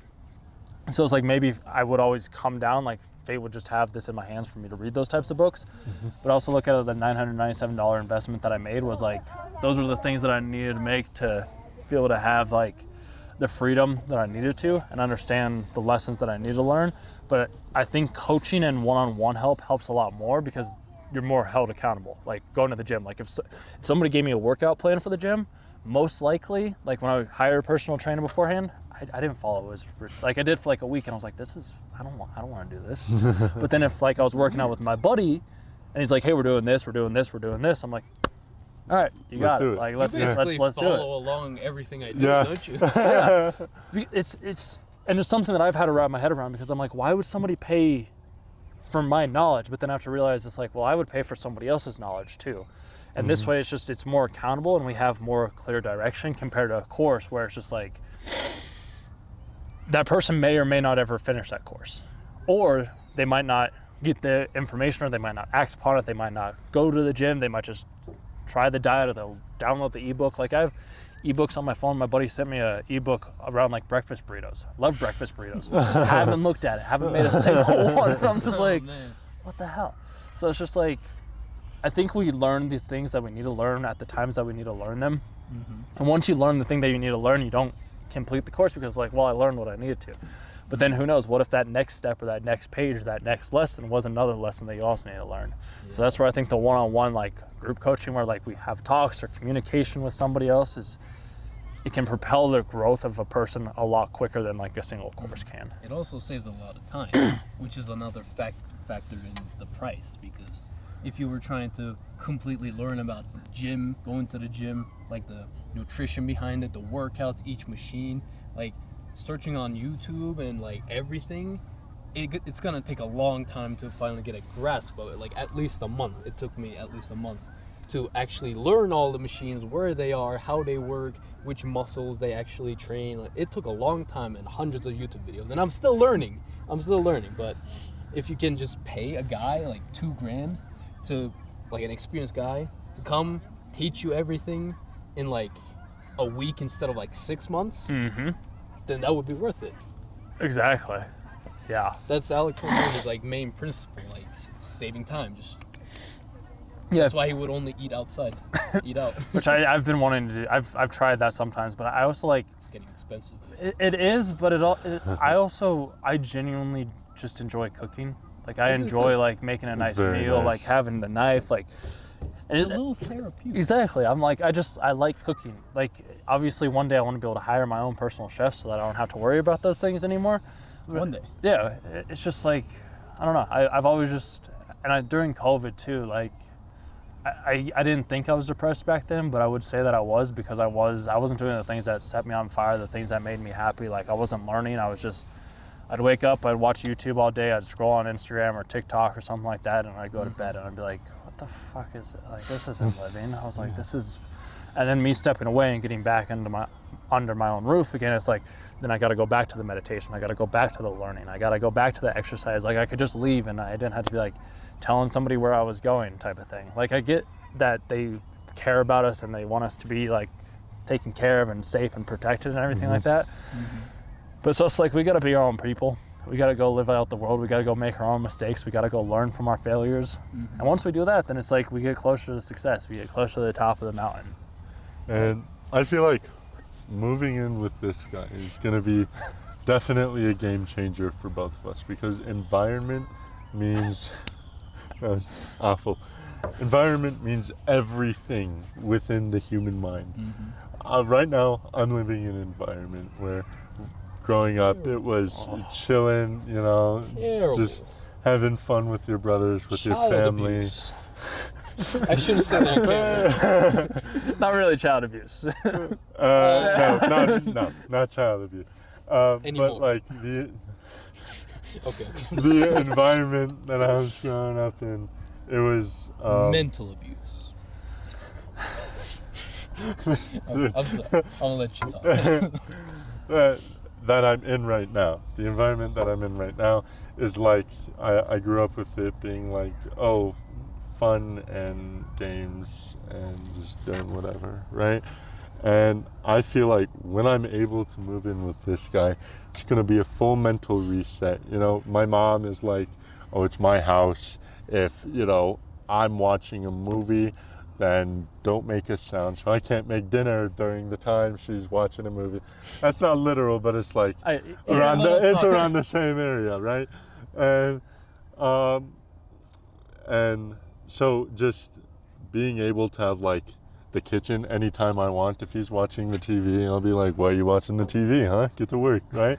If you're on TikTok, I'm gonna be like, I thought I had you delete TikTok. Yeah, stuff like that. I'm gonna be held a lot more accountable. My mom's much more like, oh, just, you know, live the happiest life you can. I'm like, no, I gotta live a life This of is like what makes me happy. diligence and will to become better, right? And so I'm not currently surrounded with the factors that the human mind needs to progress, you know? And so that's why I'm like begging him to figure out, you know, how to make some money so that we can at least get a 1-bedroom apartment together and like Have the bedroom as a I'm like, I'll leave that one. not there. like that, not like that. I'm like circling. So that we can get I a like studio I liked how we were both on the same line. We're Maybe gonna get married explain. for tax benefits, of course. Yeah, I mean, yeah. Chuck and Larry, right? I love him, but like not that much, you know. I mean, we are gonna be sleeping side by side. No, I'm gonna have a wall. Not in the between- same bed. I'm gonna, Not in the same bed. I'm gonna have a, I'm gonna be putting up. I have a plan to put up like these like little kind of Yeah, I don't want to fall mini asleep walls. staring I don't into know where your to buy them. I'll eyes. figure that out later. Well, like some of the most successful people, like I mean Musk, like a couple of YouTubers too, like they were sleeping in like the same room, like on air mattresses for a certain period of Yeah, time wasn't until they reached Alex the level of Ramosi success. sleeping with like 6 dudes? Yeah, At a when ti- at a time. Yeah. He was Yeah. Yeah. So you know, before the gym. I mean, I'd say 2 dudes sleeping He in a was room still paying isn't half as bad as 6 dudes sleeping in a room. So Yeah, which I probably should myself move out and somewhere else and downsize because I pay $2,000 a month right now. But like, I think you found a roommate right here. that's it's possible. It's tough because How I like. many rooms? Hey, yeah, you want to Yeah. join? Chat for a bit. more the merrier, right? What's the topic? Just like life in general, just kind of like moving. Too many years for you to sit and listen. Self-improvement. Hey, I mean, but like you got more wisdom than anybody else would have. Ask them. That's them. No, thanks, man. Have a good time. Yeah, You likewise. too. A good one. Yeah, no. How many bedrooms? I have a 1-bedroom, and I'm not sharing a bed with you either. So dang it! that's Don't worry, that's I've got my own bed. My mom's gonna want it out of her house, so I'll be able to bring it with me. You know? If you decide to upgrade to a 2-bedroom, we will take the living room happily, yeah. I mean, and then we yeah. can have a big office room. that's a thought that I've had because, yeah, it would save me money. All of us. I like having quiet time too, which is tough. I don't because when I've had roommates in the past, and it was probably my mental state too, but like we'd just butt heads because it's like, oh, I want to be alpha or I want to be like up at the top, and It's a very small environment. and I didn't know how to communicate, so that was a big reason why I started learning how to communicate, so I wouldn't run into those same issues beforehand. But yeah, I mean, if you guys, that's what I was saying. Like, if you know the budget, and that's something that we can figure out a little bit later too. And like, if May comes around, I don't see why not, because it could help out. I can see that helping it out quite a bit. Yeah, just building that just pure work environment. Because then, like, when I am also ready, like, when I'm like, hey, let's go film, it's like, all right. And it's like, we're good. We don't have to, I'll like, be plan ready. it or whatever it may be. Because I do lots of things very spontaneous. It's just like I have an idea, so I'm like, all right, I'm going to go do this right now type of thing. Yeah. But yeah, like, yeah, sometimes you have to live with other people, I think. But then also other times it's like you kind of need to be on your own sometimes to do Yeah. the self-reflection work. So it's tough because it's like, part of me wants to live with roommates again, and then the other part's like, well, I'd rather just find a girl and like settle down and like live Yeah. with her type of thing. But then it's like, if I do that, like, Is it gonna be limiting you or pushing you? That's the most important question. yeah. Then when I was with this other girl a little while ago, she was great. It kind of ties back to the kindness thing, where it's like accepting and loving everybody. We didn't agree on certain things. I was like, okay, that's fine. But like up until that point, like we were talking weeks straight, like no issues. As soon as we sat down and like started getting into certain things, I was like, I think black and white, and she was like, I think more in the gray. And I was just like, okay. Friend. I was like, yeah, no, she's sweet. Yeah, And I was just like, I'm not even gonna lie. That's a big struggle I have with like establishing things when like, you know, building a relationship with a girl and whatnot. And one of the more recent ones, that one got me a little messed up. I had to live through that. She didn't An let me entire talk year. to him. An entire year. Yeah, it was, and I just kind of sat there and I just dealt with it. And you know, thinking back, I'm like, why did I waste that Why did you? much that much time listening to someone that's not even in my life anymore? Like last time I talked to her, I still showed kindness, but like she wasn't really kind to me, and I don't know how she is now. She might be, you know, a lot nicer. But Asians. some of them are good. let's not get racist on here. My fault.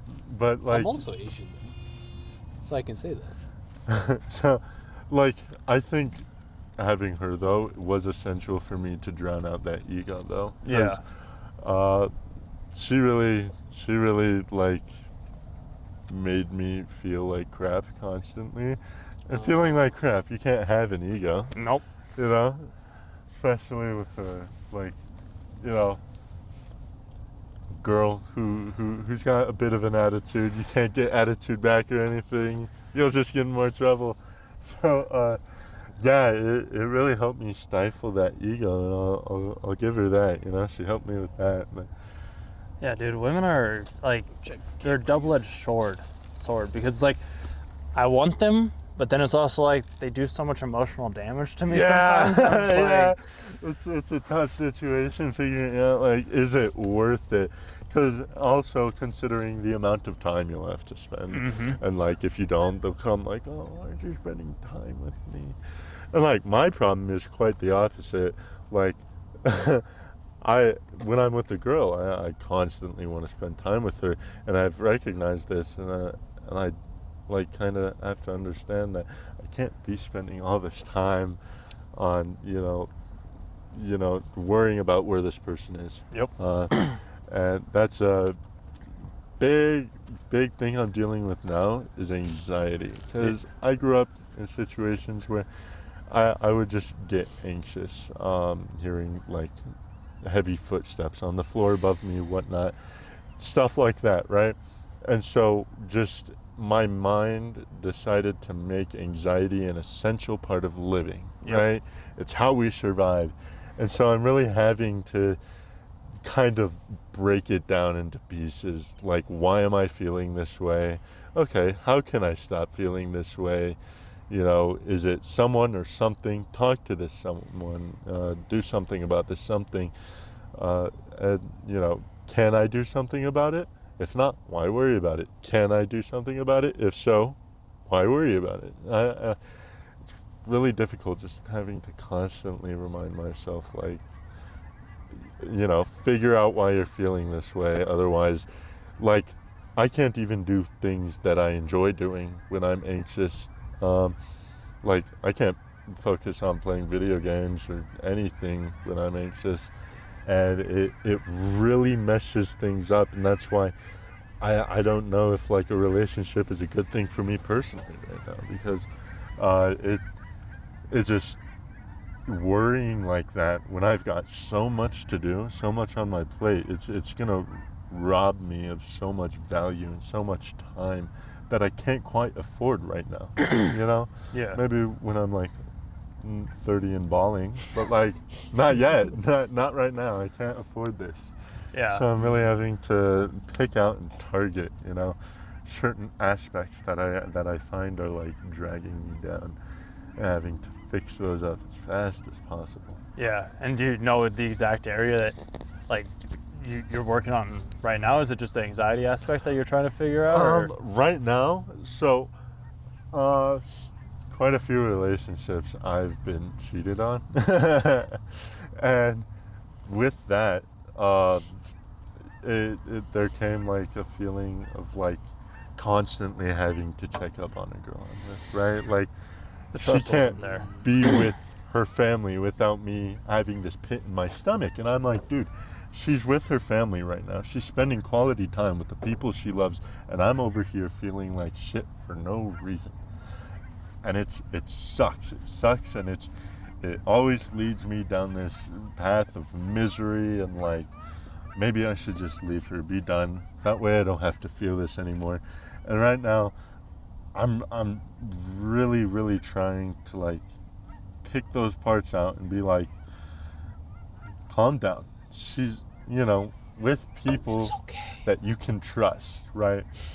And so it's a hefty task because I'm always thinking about like, why I'm feeling this way, because almost always feeling this way. I figured this out. Like I didn't really notice it until recently. I'm always feeling anxious, and it's messing me up. Even when we're at the gym, he's noticed I'm constantly checking my phone. It's because I'm anxious. And I wouldn't express this to you because I didn't want to admit it to myself. Yep. But And then you finally I've got a called me problem one that day. I need to fix. So, Yeah, you finally called me one day. You're like, I figured it out. I'm always anxious.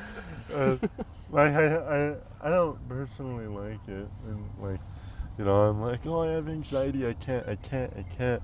Right? And that's what I'm trying to stop, and that's what I see a lot of people doing, is like, no, I can't do this. I have anxiety. Right? Fix it.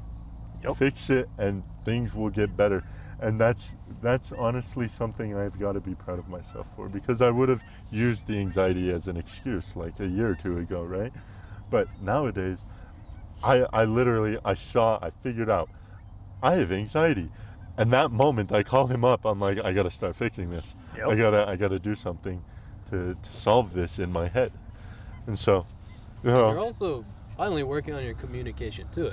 yeah, that's glad. it. That's good. Because before you would just be so quiet. Yeah, I would about just go everything. ghost while working on myself, and you'd be like, you haven't talked to me in 5 days. Where have you been?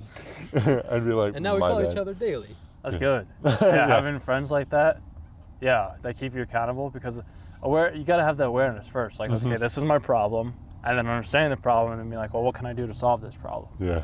Because like I've always had a problem with watching pornography. It was never like an addiction, probably as like some people would, where it's like multiple times a day, whatever it may be. Like there was times when I was watching at work and I was like, this isn't healthy. Like I shouldn't be doing this type of thing.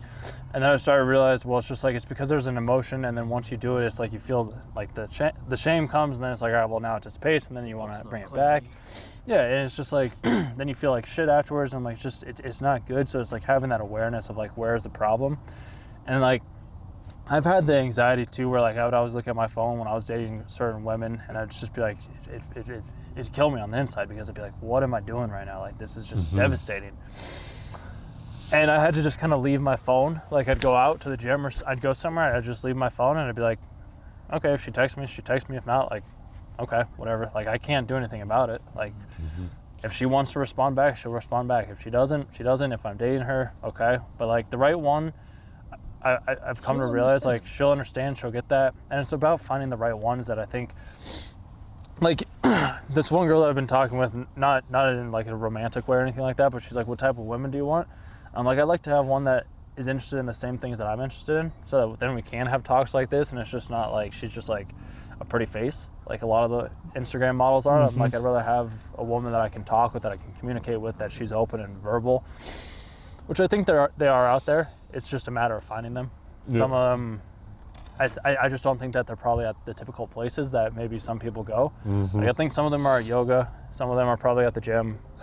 Very few of them, school library possibly, like walking on campus possibly as well too. Maybe at the grocery store, probably not. But I mean, the less likely, like the bar is probably that yeah, natural grocers, Trader Joe's, something like that.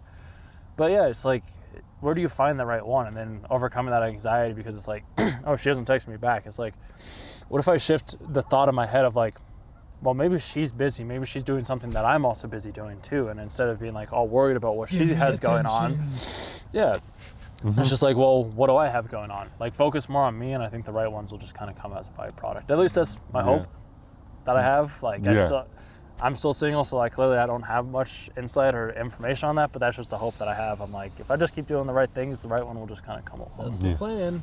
I mean, I have negative risk, so I don't really have a choice, but that's the plan. Hey, negative riz could be positive riz if you switch it in the right way. Like, some girl might like that little negative stuff like where it's just like, detergent.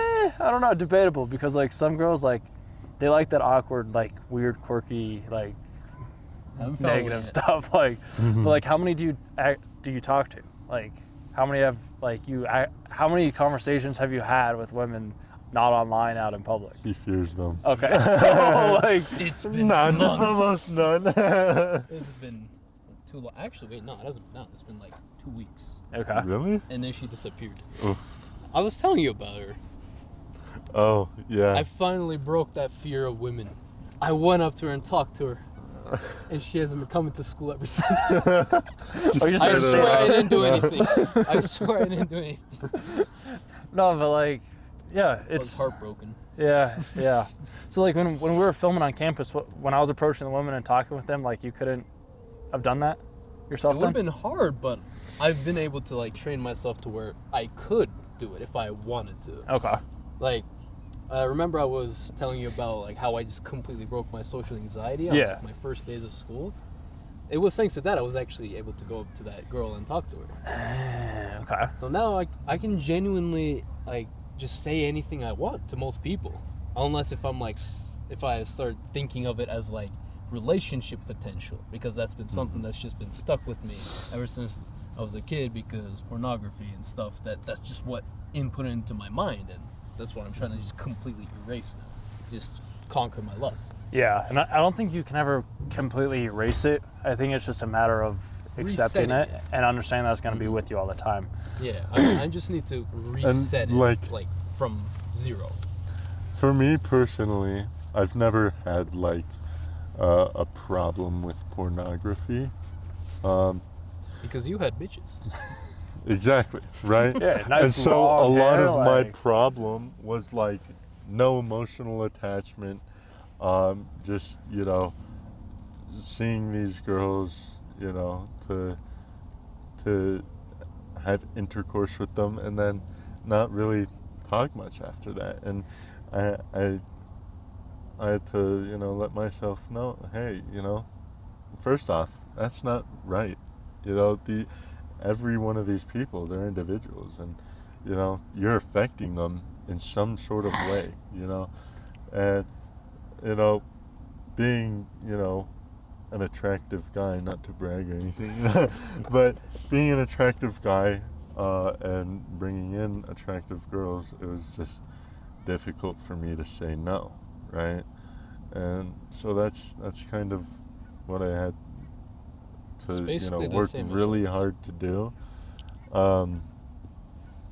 Now it's kind of like I kind of don't know how to say no, but emotionally. I won't like fuck with a girl for her body or anything, but like I won't do it emotionally either. But I struggle to, you know, if she doesn't have things that I want or goals that I want, I struggle to say no, right?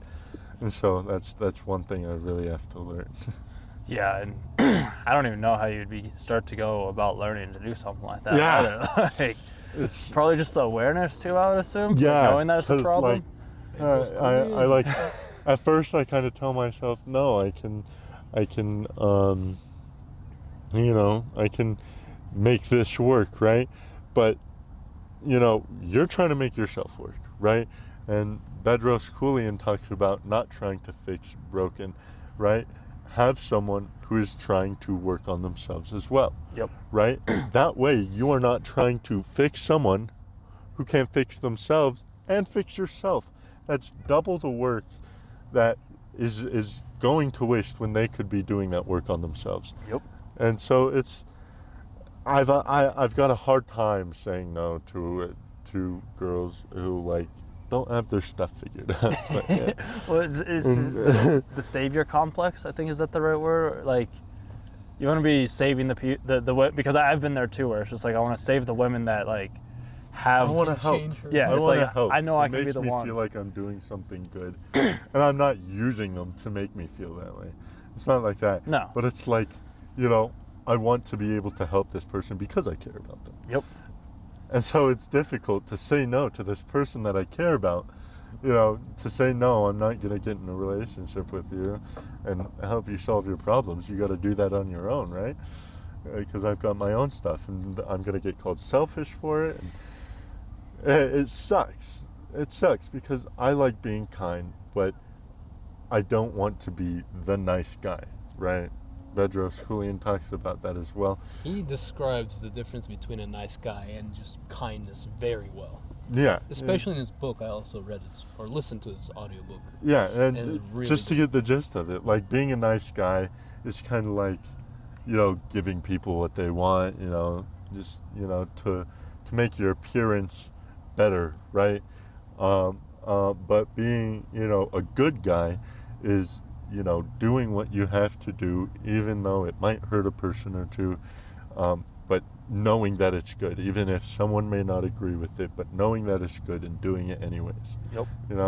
I've really got to learn how to do that in relationships. I've really got to knock that into my head. Well, it sounds like you can do it in other areas. Yeah, Right? tons of areas. That's it. But I would say relationship-wise, it's probably affected things the most in my life. Mm-hmm. I've got lots of things to work on and fix, but I'd say my biggest problem right now is relationships with other people, whether romantic or friendship. So Yeah. I've got to really focus on, doing what's right rather than what's nice. Yep. That's, yeah. And if you hurt people's feelings, because like in the beginning you said there's people that you'll never be able to reach out to again because of the things that you've done. Yeah. I felt the exact same way with certain people. But like I've also reached out, I'm just like, hey, I'm sorry that I did this thing. I don't expect a response. And there's like in AA, that's what people that are alcoholics do. Like they just apologize to people even if they have no outcome or response back. Yeah. Because it almost gets the burden off of your mind and it puts the ball in their court. And if they decide to do something, they can do something. And then also the same thing too is like you were talking about how it's like, if you're able to be consistent with going to the gym or watching Family Feud, it's kind of the same principle could be applied to this as well too. If like you're able to understand it in other aspects of your life and not relationships, and all you got to do is do the same thing that you're doing in those other aspects in your relationships. Yeah. You're absolutely right about that. And like, I'd say like the one person I messed up the most with, she was like a sister to me. I just one day I switched, I became an asshole, right? And it hurt her a lot. And I have been for months now figuring out how to go about apologizing to her, right? Because I really want to. I know where she lives. I don't know if I should like leave a little handwritten letter with a little gift on her door, if I should text her, because the gift might be weird, and I'm overthinking it. I've realized recently, and I really just got to do it. Yep. I really just got to, go out of my way, Doing something. be kind, and anything even is if better. it doesn't, get a response, or even if she like slams a door on me. At least You I tried, tried. yeah. I tried. And Something it's is better the than nothing. intentions of the heart that matter. Yeah. And if that's, it's probably whatever feels best to you. Like, And- does giving the gift or does the note, like what feels best? Yeah, I mean a little bit of both. Leave her a gift with a note, right? And it's just, it was really, it's been over 2 years, no, about 2 years since that happened, and I don't know. I really struggled to get it through my head that like I messed up. It was me who messed up, because I hadn't really lost any friendships until, like I got cheated on one day and then bawled my eyes out for like 5 days. On the 6th day, I just became an asshole. I didn't care about anything or anyone. Yep. and that got taken out on her. And there was a point where I had to admit to myself that it was my fault that it had happened. And if I get a door slammed on my face, that's my fault. It's the consequences of my actions. Yep. And of course I can try, but there's only so much I can do, you know? And yeah. I mean, Yeah. you are very charming, so it could go well. Yeah. Hey, And you can't think Be about my the friend outcome. Could work. That could work. Because dude, I mean, so I have this theory, and I've yet to figure out how to prove it to be true. Because if you're thinking about her this much, I'm always curious to whether or not she's doing the exact same thing. and honestly, from what I've heard, I don't think she is. But I think I'm thinking of her this much because I haven't apologized yet. Mhm. Once I'm able to, you know, I won't think about it as much. You know, I did what I did, I said what I said, and I messed up how I messed up, and that's not going to change. You know, the only option I had to change it, you know, did or didn't work, and I can move on from it now. But Yeah. it's the fact that I haven't done anything about it that's, you know, kind of getting in the way, making me think of this person a lot. Yep. Yeah. I've messed. Yeah. I just think it's worth just shooting the apology because who knows? Maybe she does think about you and she just doesn't say it. Yeah. And like, because like, what's the worst that'll happen? Like, you stay in the exact same spot that you are. Like, you guys don't become friends. Yeah. Or, like, what do you have to lose? I guess I should say. Like, Yeah. At least your conscience will be clear. Absolutely. you might not even be doing it for those reasons to clear your conscience. You could just be doing it because it feels like it's the right thing to do. Yeah. Gets it off of your mind and And that's why I would be doing it. It doesn't weigh heavy on me because I know I've become a better person. But I still would like to apologize to her properly. Yeah. And of course, I'd prefer to like invite her somewhere. But I know she probably wouldn't go. So yeah. I've got no way to contact her or anything. So I really, right now, it's kind of just gotta leave a note with a gift and hope she accepts it. Yeah, I mean, that's all you can really do. There's a girl that I liked a lot. I thought she was my soulmate. I still somewhat do slightly. And I came on too strong and I messed that up. And I'm just like, I've been there. Brooke knows. I've been there. We've all been there. I'm just like, do I apologize? Like, what do I do? Like, it's like, I reached out to her once, just said, hey. She responded back. She's like, hey, how's it going? I was like, oh, hey, thanks. I asked her if she wanted to do something, and she got back to me like 2 weeks later. I was like, okay. And I haven't said anything since, but I also feel like I probably should have apologized for how strong I did come on. I don't know. It's still one of those things. For me, it wasn't coming on strong. She moved to Hawaii, Mm-hmm. and I got scared of long distance. I messed up in a lot of ways. Will not say how. But, and I was stuck on this girl for 2 years. 2 years just constantly thinking about her. You know, and then, you know, I kind of, it wasn't too recently, couple months ago, I texted her just to check up on her, see how she was. You know, the only way I'm gonna get this off my consciousness is if I say something, right? And she kind of told me to F off, don't talk to her. And so that really, it hurt me, but I was like, I don't feel like I have to think about this girl anymore. Yeah, you're like, you know? huh. Like there's probably a relief, kind of. Yeah, like I have confirmation of how it is, because I think I was keeping myself in the dark with how she felt. You know, maybe there's a chance, you know? Mm-hmm. And that was doing me very bad in the sense of, you know, just letting go. And then, you know, just talking to her made it so, you know, I can let go. Sometimes we Feels great. Yeah, we probably think we're mind readers sometimes. Like, oh, we know what she's thinking, we know what she's, and then you do it, and it's like, oh, okay. Yeah. But then like you can move on at that point. Like Yeah. it's just like it's not bogging you down. It's not keeping up. It's not like the Rams not being constantly running in the background. Like you can start to focus on other things that are probably a little bit, I wouldn't say more important, but you can just start to focus on other things, which I'd say is a much more freeing feeling compared to being stuck on the same thing all the time, which, Yeah. dude, it's brutal. It's absolutely, absolutely brutal. I think what I'm getting from all this being stuck on people and other things is like, once it ends, it doesn't end fully. There's like that little bit of uncertainty left. Because listening to you guys has made me realize I also still feel that way out with my ex. Yeah. Talk to her, Brick. Yeah. She Get her blocked to me on hate you. everything. She blocked me on Make a everything. new account. I don't know. I don't stalk people like you. My bad. Or, Shut up. yeah, you just kind of have to let go, which is, it's hard. Yeah, like there's that little bit of Yeah. uncertainty that like you should or you want to know like if there's still that little bit of a chance or like if we could still be friends or like Mhm. at least if she says don't ever talk to me, like that just completely closes off the And I chat. feel like it'd be even worse if she did want to be friends again. Honestly, Oh, yeah. it wouldn't have given me the confirmation that she doesn't want to speak to me again. Yep. And that would have made me be like, oh, yes, I'm closer to getting another shot, right? And Yeah, that would have been bad. Yeah. So I'm honestly kind of grateful that she told me to screw off. I needed that. Yeah. You just need to grieve sometimes, too, over it.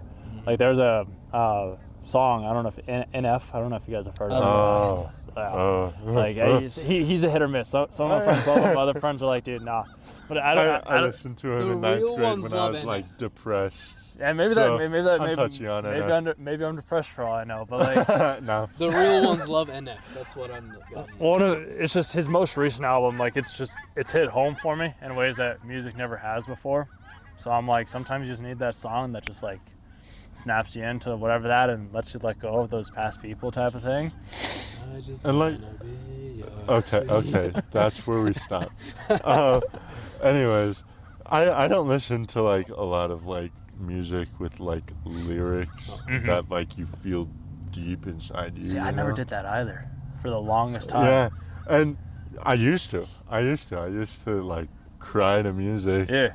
fall asleep crying to it type stuff. Mhm. And one day I was like tired of feeling crappy this way, and a lot of the music I'm listening to is depressed and makes me feel this way.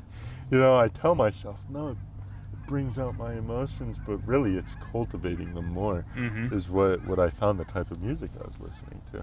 So I found this nice little genre that will remain unnamed, and because it gets some hate, Mhm.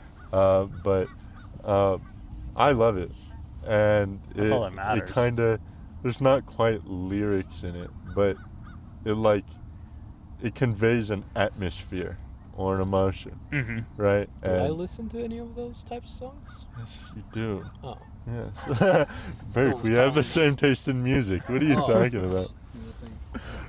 Anyways, so it's honestly it's a genre like made for people who go to the gym and people who race cars, which I do. I always wanted to get into racing cars. It's always been a dream of mine, like to be able to have like go around a track and race, or even just race on the streets too. Like 5 years, we'll all be Just- racing in Porsche GT3 RS. that's the plan. Yeah, and so you know, it's called funk, is what it is. It's like That's what you're hiding? yes, do you Funk not- is beautiful. Yeah, it is, but This is some people true hate beauty. it. Some people hate it. I don't Well, Well, know. most people suck. They're like, oh, crappy EDM. I'm like, no. it's more of like electronic music that has like drowned out Memphis rap lyrics Mhm. in it. You can just feel it. a- You can feel yeah, there's it's- feeling it. in the a song. big point of it was kind of to like, you know, not just so in like new short form video formats, you know, people wanted you to like feel, you know, a point that they were making instead of just hearing it. Mhm. And this music somehow did it, right? And so just it kind of creates an atmosphere where you're like awesome in every way, shape, and form. it's, Or it's you pretty could cool. feel like the villain. No, we don't like that. We're not here for that. That's not what we're here for. We want to be better. I'll have to check that out. yeah, I never listened to a lot of music. Even when I was at the gym, the only guy I ever listened to was Logic. I listened to his stuff on repeat. Yeah, I used to listen to That was about it. And then I just started listening to a lot of audiobooks and podcasts at the gym, and that's all I did. I was like, I'm here, so I might as well be learning. And it comes back to the whole thing of where it's like, we feel like we always have to be doing something. So now I go to the gym and I don't listen to things. Like, I just go to the gym, I lift, and that's it. Yeah. Thursdays when I do shoulders, like, I'll typically give myself some music, maybe sometimes on legs, but 99% of the time, like, I'm not listening to anything when I'm at the gym. Yeah. Because I'm like, Goggins would always say, David Goggins, he'd always be like, Music is cheating. yeah, he's like, what are you I going to tell do when him the the music same isn't thing. there? Yeah, it's like, what are you going to do? Like, bro, but music has also saved me because I was on a bike ride once where, like, I was in the middle of nowhere. It was cold. It was getting dark out. Like, I had no food, no water. In the middle of nowhere, I was like, how the fuck do I get back? I had to go through this, like, little gate to be able to get into the secret neighborhood. I was in the neighborhood. I was like, now where do I go? And then I had to crawl under, like, a cattle gate fence, and I had to go over a railroad tracks, and it was just a whole thing. But, like, if I didn't have music that day, like, if I didn't have my headphones, it would have been a whole lot harder for me to get past that, like, little breaking point. Yeah. So it's like, it's a double-edged sword. It's like, sometimes it helps, but then other times it's like, you don't I know. need it. A lot of times they'll be like, okay, what if you're without the music? A lot of times when you're without the music, it's going to be in a dangerous situation in which you have this special little thing called adrenaline. That Yep. does a lot more for you than music will ever do. Music is kind of to get you there, to get you to the point where you can lift a pillar off of someone, right? Once you're past that, you know, with adrenaline, you'll be able to get a pillar off of someone. You know, music is to help you build, not, you know, for you to be there. Yep. So Yeah. that's why I listen to music in the gym. It just helps. He's just trying to make it harder on himself for some reason. I felt the same way, but recently I've found that I work out better when I'm just listening to my own thoughts. And it's like the thoughts I get are shower thoughts or like toilet thoughts.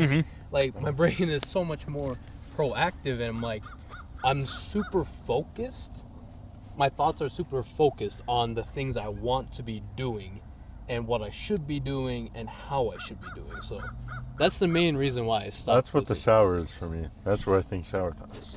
So showers are That's like where 10, showers or 20 walks minutes. are for me, The right? showers are like 10, 20 minutes. The gym is like almost 2 hours, if not more, sometimes. Oh yeah, but the gym, I'm there for an objective, not to think shower thoughts, but to build muscle.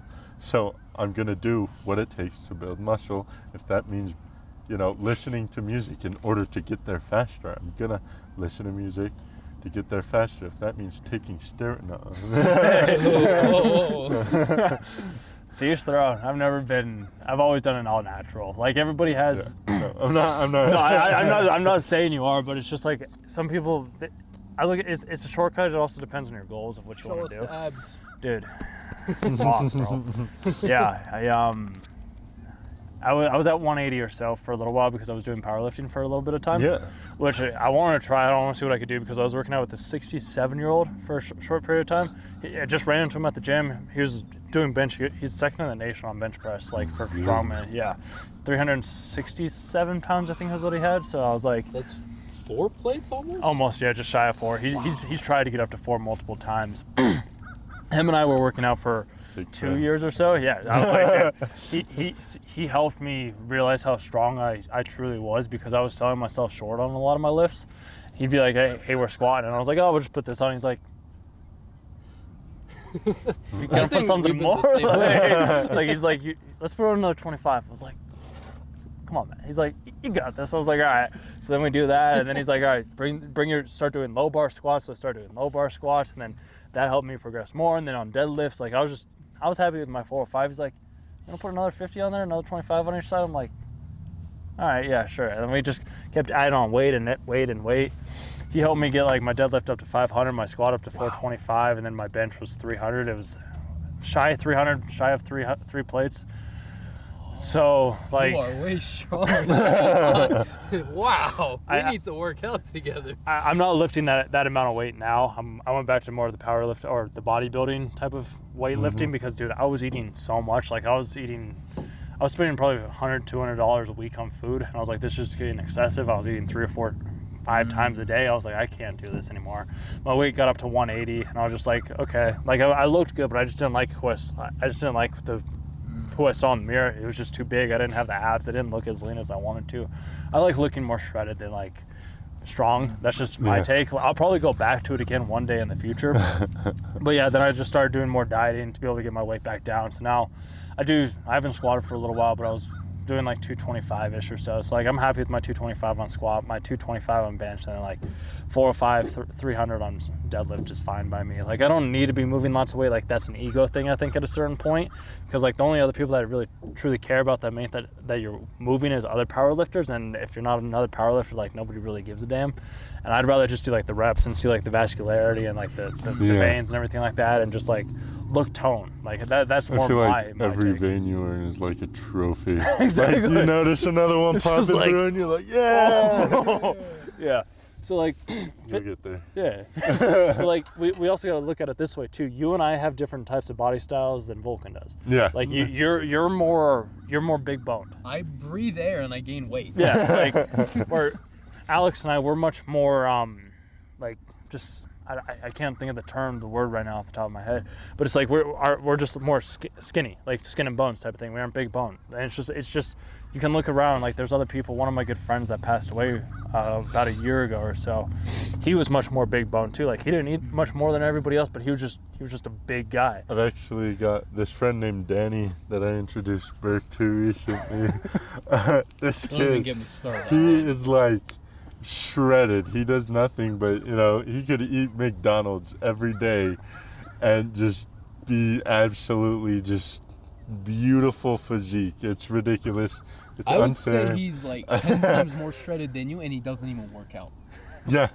My We just got entire him back into the motivation gym. died. The moment I saw this man take off his shirt, I was like, "What the fuck?" Was am that the I doing dude in wrong? your video at the end? Yes. Okay. Yeah. Did you remember how shredded Yeah. he was, right? Yeah. I mean, he also looks like he's $140. Like I mean, he doesn't look like he's. Actually, he doesn't look oh, like no, he's. No, that wasn't him. That was a different guy. Was that just a random dude that that walked was in? Deshaun. He had a lot of- That was okay. Deshaun. Yeah. He was also super shredded, but Yeah, Deshaun Imagine does him- wrestling. bigger and also shredded at the same time. Okay. Yeah. Yeah. You might see him in my next Project 50 video. Okay. He'll probably be there. Yeah, dude. Yeah, I just weightlifting and losing weight has always been easy. I just think people overcomplicate it. As long as you show up every day and you eat the right things Yeah. and you understand your body style, Really. like you're golden. Yeah. Yeah, I mean, I'm not too concerned about much right now because the way my body is composed, I can just just maintain a regular diet, just eat whatever my family makes, Yeah. and I'm still gaining strength at a super fast rate because of all this extra fat.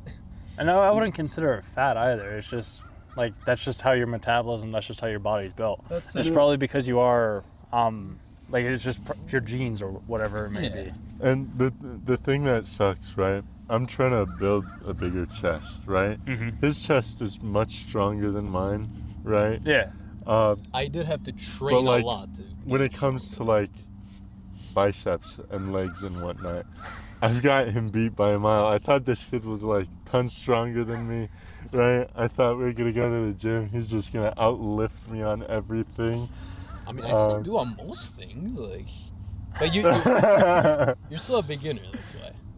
I mean, it's been 3 months, no, 4 months, 5, 6, since you're consistent now. Yeah. Before you weren't as consistent. Mm-hmm. You did get 135 too, I saw, which was impressive. Yeah. For One what? plate on the bench. Yeah. Oh. You were Yeah. able to hit it once. Right. That was and impressive. That so took me that a was an year. accomplishment for having bad chest genes. I Mhm. don't know why my genes for chest are so crappy. Same for calves. Calves is a struggle for me. But everything else is I've got a lot of strength in, especially thighs and biceps. I don't know. I lift things a lot, I guess. But Yeah.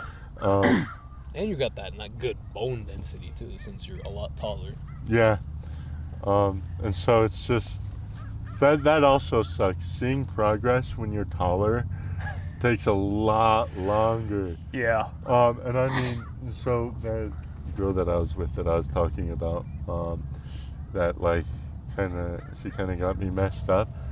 I went into like this deep depression with her. I gained a bunch of weight.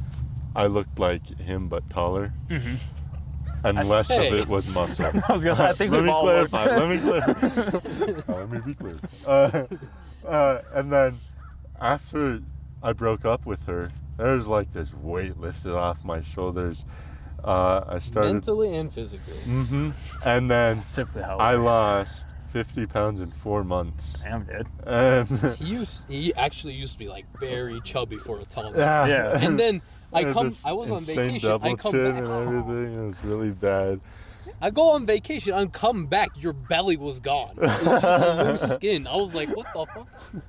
You eat less food, you work out. Slowly like, getting abs.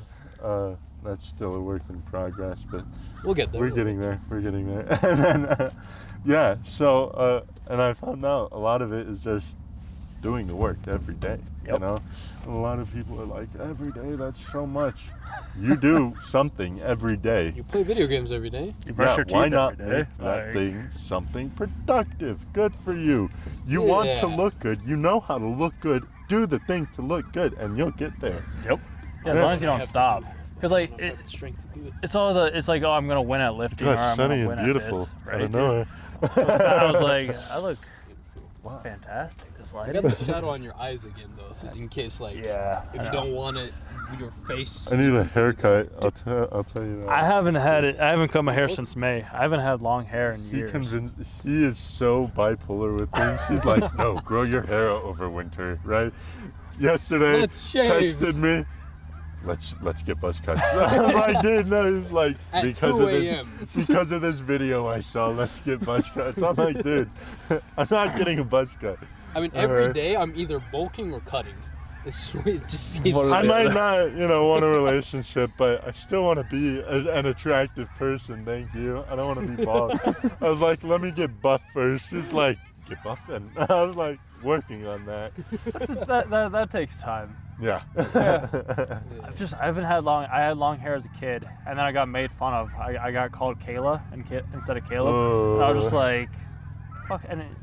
I was like, you fucking dick, but whatever. I was Dude. like, the younger kid, so I never had long hair, and I was like, let's go back to having long hair for once and see if I like it. If not, I'll just buzz it off and go from there. See, I look a lot more attractive with shorter hair. I Yeah. will say that.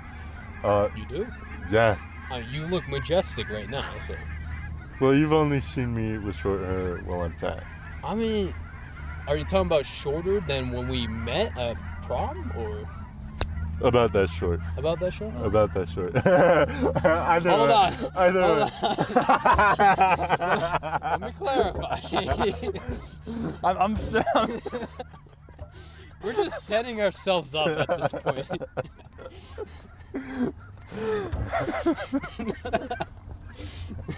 Let me clarify. I'm like- dating a girl. He was going to prom with her sister. That's how we met. Okay. That's how I met your mother. No. yeah. I mean, She's Either not way. your father. So like during senior year, I had long hair. It was like down to there, right? yeah. I I got did too. called a school shooter by everyone. They were Really? like, "You look like the Columbine guy," and I was like, "Dude, why?" And then one day, so I got cheated on. Right, became an asshole, cut my hair, and I can't say that I wasn't, getting a bunch of DMs. You can't say that I wasn't. I don't know. It made me look Majestic. better. Do you think your height plays into it at all? I'd say yes. Probably, but I feel like longer hair kind of makes me look like a stoner, and I'm not whatsoever. And so a lot of people, I was working at a pool over like early summer, spring, almost, and my manager talked to me for the first time ever, and he was like in utter shock when I told him that I don't smoke or drink. I was like, why? He's just like, you look and you talk like it. And I don't know why.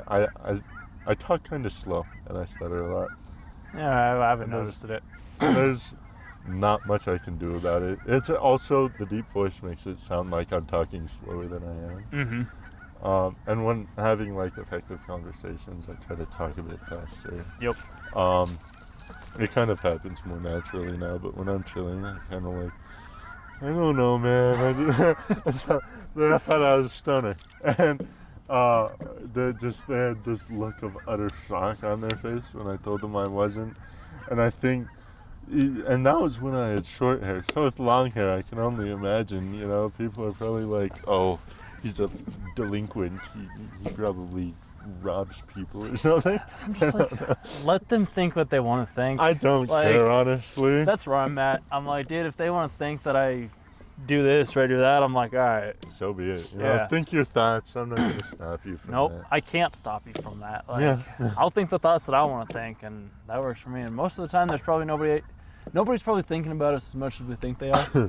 Like, we just like to think they are, and it's like, yeah, nobody really is. Yeah. Off topic, but the camera battery's at 14%. Hey, that works for me. I mean, We've been filming for over I think that was like 2 2 hours. That's pretty good. That means my GoPro also died too. I don't even know if it was recorded. That the was whole time. very first podcast, guys. What'd you think? I'm famous. Yeah. I mean, Do you have a YouTube? yeah. I hope you enjoyed that episode. All YouTube channels and socials are linked down in the description down below. If you're watching this on YouTube, if you're listening to this on Spotify, then just go search Mindset Mastery or Caleb Quimby on YouTube, and you'll be able to find all of my content. Otherwise, hope you guys enjoyed this episode. And if you ever want to be featured, just leave a comment down below, and I'll reach out to you that way, and we can connect to have another genuine, authentic conversation as you just listened to.